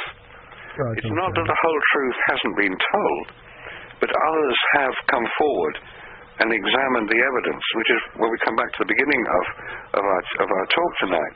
I say, for everything else, I want evidence. Yeah, well, and I guess that maybe they're like leaving little breadcrumb-esque type of clues along the way to lead others into the right direction. Well, at the same time, not implicating themselves, I guess. Yeah, I think you'll find that people will not implicate themselves. They will not. In fact, there's an interesting story about David Percy and why he took on the really quite onerous task of researching and investigating the Apollo record for 8 years he spent doing it. And that is an encyclopedia, by the way, for those who are listening. That is a huge, tremendous book. It's a very fascinating. Very informative, but it's huge. And the reason that he took on that task was that his father-in-law, who was American and worked for NASA, his father-in-law said to him many years ago, said, David, you're a filmmaker. Examine the Apollo record. And David said, what do you mean? He said, I'm saying no more than that. He said, just examine the Apollo record. Hint, hint, wink, wink, nudge, nudge, say no more. David was intrigued because his father-in-law actually did work for NASA. His father-in-law has passed on now, and that is the point at which David published his information. He would not publish it prior to his father-in-law's death. But that question set him off on the quest to identify the Apollo record, and was it true? And if you've read the book, as you have, you'll know that his answer is unequivocal. It's been manipulated. It's faked. Which is sad in many ways. And what is even sadder, but actually quite exciting, is what will happen in probably the relatively near future, is that somebody will go back to the moon. Whether it's the Americans, the Russians, the Chinese, the Indians, the Japanese, somebody is going to go back to the moon. Somebody will land on the moon and will say to themselves, well, not to themselves, they'll say, hey, you remember those Apollo craft that got here all those years ago? Let's go and have a look at them. Where are they? Where are they? What? Not here? That's a question I have. That's a question I wanted to bring up earlier, but I must have forgotten to bring it up. But, you know, we have all these monstrous telescopes now that can peer deep into space. And my question is, and I'm sure it's a question that's probably been on the minds of many of the listeners tonight, and that is, why is it that we can't take pictures or we can't see these craft on the surface on the lunar surface if in fact we do have the capability of being able to magnify such a good depth? Yeah. Again, a question that is frequently asked. Surely it would be very easy to photograph something the size of a pickup truck on the lunar surface. Yeah. And yes, it is. It's very easy to photograph things on the lunar surface. All you've got to do is take the Hubble telescope and point it at the moon. It's not rocket science. It's just simple optics. And the Hubble Space Telescope, I'm sure you've seen photographs of it, you've seen pictures of it. Oh, yeah. It's basically a long tube, about the size of a Greyhound bus. It's quite big. Yeah. Now, ironically, that shape and size is exactly the same as the spy satellites that are currently up there being used to have a look at Iraq trying to find Mr. Bin Laden. And these are cameras that are above the Earth, 200 miles above the Earth's surface, that can, so we're told, read a newspaper headline from space. Wow. Which technically they can do. In practice, it's not quite that easy, because you've got atmospheric disturbance and all the air currents and such would do distort light at that distance. But on the moon you haven't got any of this. You've got no air currents, you've got no disturbance. If you take the Hubble Space Telescope, point it at the moon, you'd think, yeah, we'll get a picture of whatever's up there. No, because the Hubble Space Telescope, we're told by NASA, never a straight answer, is not designed to look at things so close. Hey, the moon is that close to the space telescope? It's designed to look into deep space and see things 12 billion light years away. Right. I mean, it's a long way. Yeah. Now, I don't know the specification of the cameras on the Hubble Space Telescope. We're told that it could resolve, i.e. it could see an object 130 feet across on the moon, which isn't that, that's quite big. You would definitely be able to pick up a craft the size of, the size of one of the, like you well, pick up trucks. The smallest object you could identify on the moon is something 130 foot across. That's pretty big. The Apollo lander was only about 20 foot across. You wouldn't see it.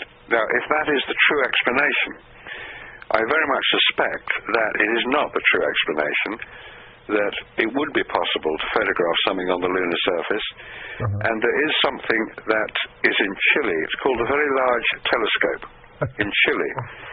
It's operated by the European Union, God bless them. No, don't go there. It's operated in Chile because the air is clear above Chile, Atacama Desert. No rain, no dust, nice and clear air. And they have this telescope which is capable, so I was told, of being able to identify a human hair at 10 kilometers. Why you would want to identify a human hair at 10 kilometers, I don't know. But all that tells you is it's a very powerful telescope. Because you can. Because you can.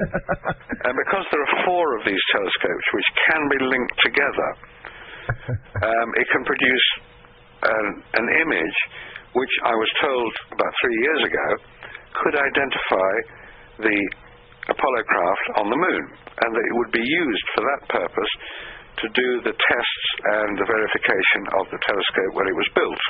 And I thought, oh good, we might get an answer at last. And that was 3 years ago. Hasn't happened. Of course. So again, we're still waiting for this famous photograph of craft on the moon. Let me give that number again real quick. We're speaking with Marcus Allen, UK publisher of Nexus magazine. That number is 336-996-1596. We're taking your calls live with Marcus Allen. 336-996-1596. Okay. And as you we've got about 8 minutes left. Okay. Marcus. Well, there's a few more. What do you think the main thing is that you want to get out as far as to the people to the last this last 8 minutes? I think the most important thing, really what we've been discussing tonight, the most important thing is that the truth be known. If I'm wrong, if all the other people who've examined this subject are wrong, and that the 12 astronauts, the 12 named astronauts, did land on the lunar surface between 1969 and 1972, in the manner we have been told that they did, and did the experiments and did all the tests and carried out all the surveillance and the driving around that they did, if that was precisely as shown by NASA all those years ago and repeated in books and magazines ever since, if that was exactly the way it happened, I want to know that.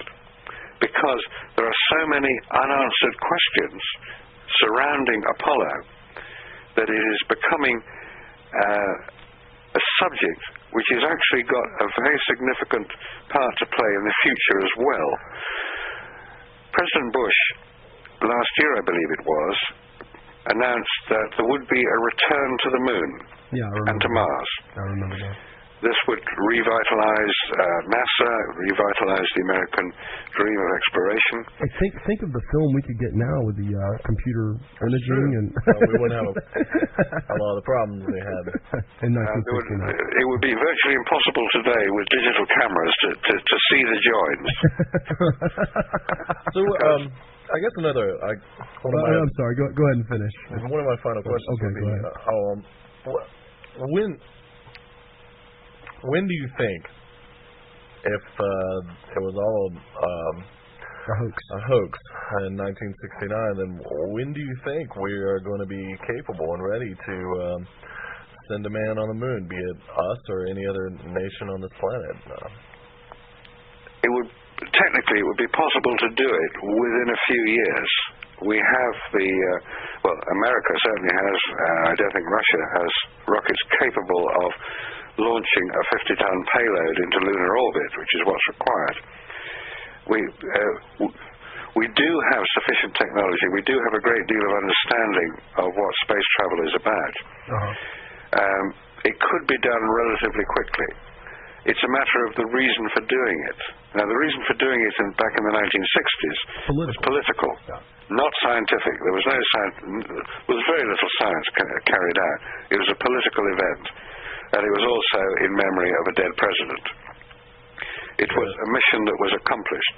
Now, if we continue to see Apollo as being a relatively simple exercise in the 1960s, and extrapolate that simplicity into the 21st century and try to duplicate it and fulfill President Bush's announcement of returning to the moon.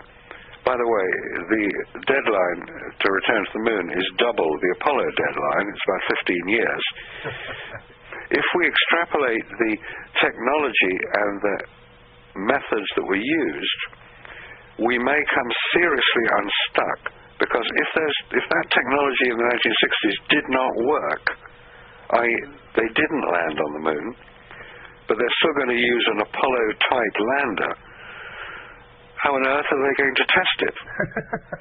If they're going to rely on all the evidence and all the experience gained from Apollo, it may expose Apollo in a way that nobody has conceived of in the past, and that would be a tragedy for Apollo and a wake-up call for humanity. Oh yeah, certainly. And we've got 4 minutes. 4 minutes left. So any last words? Any last thoughts? Any? Well, probably most important of all is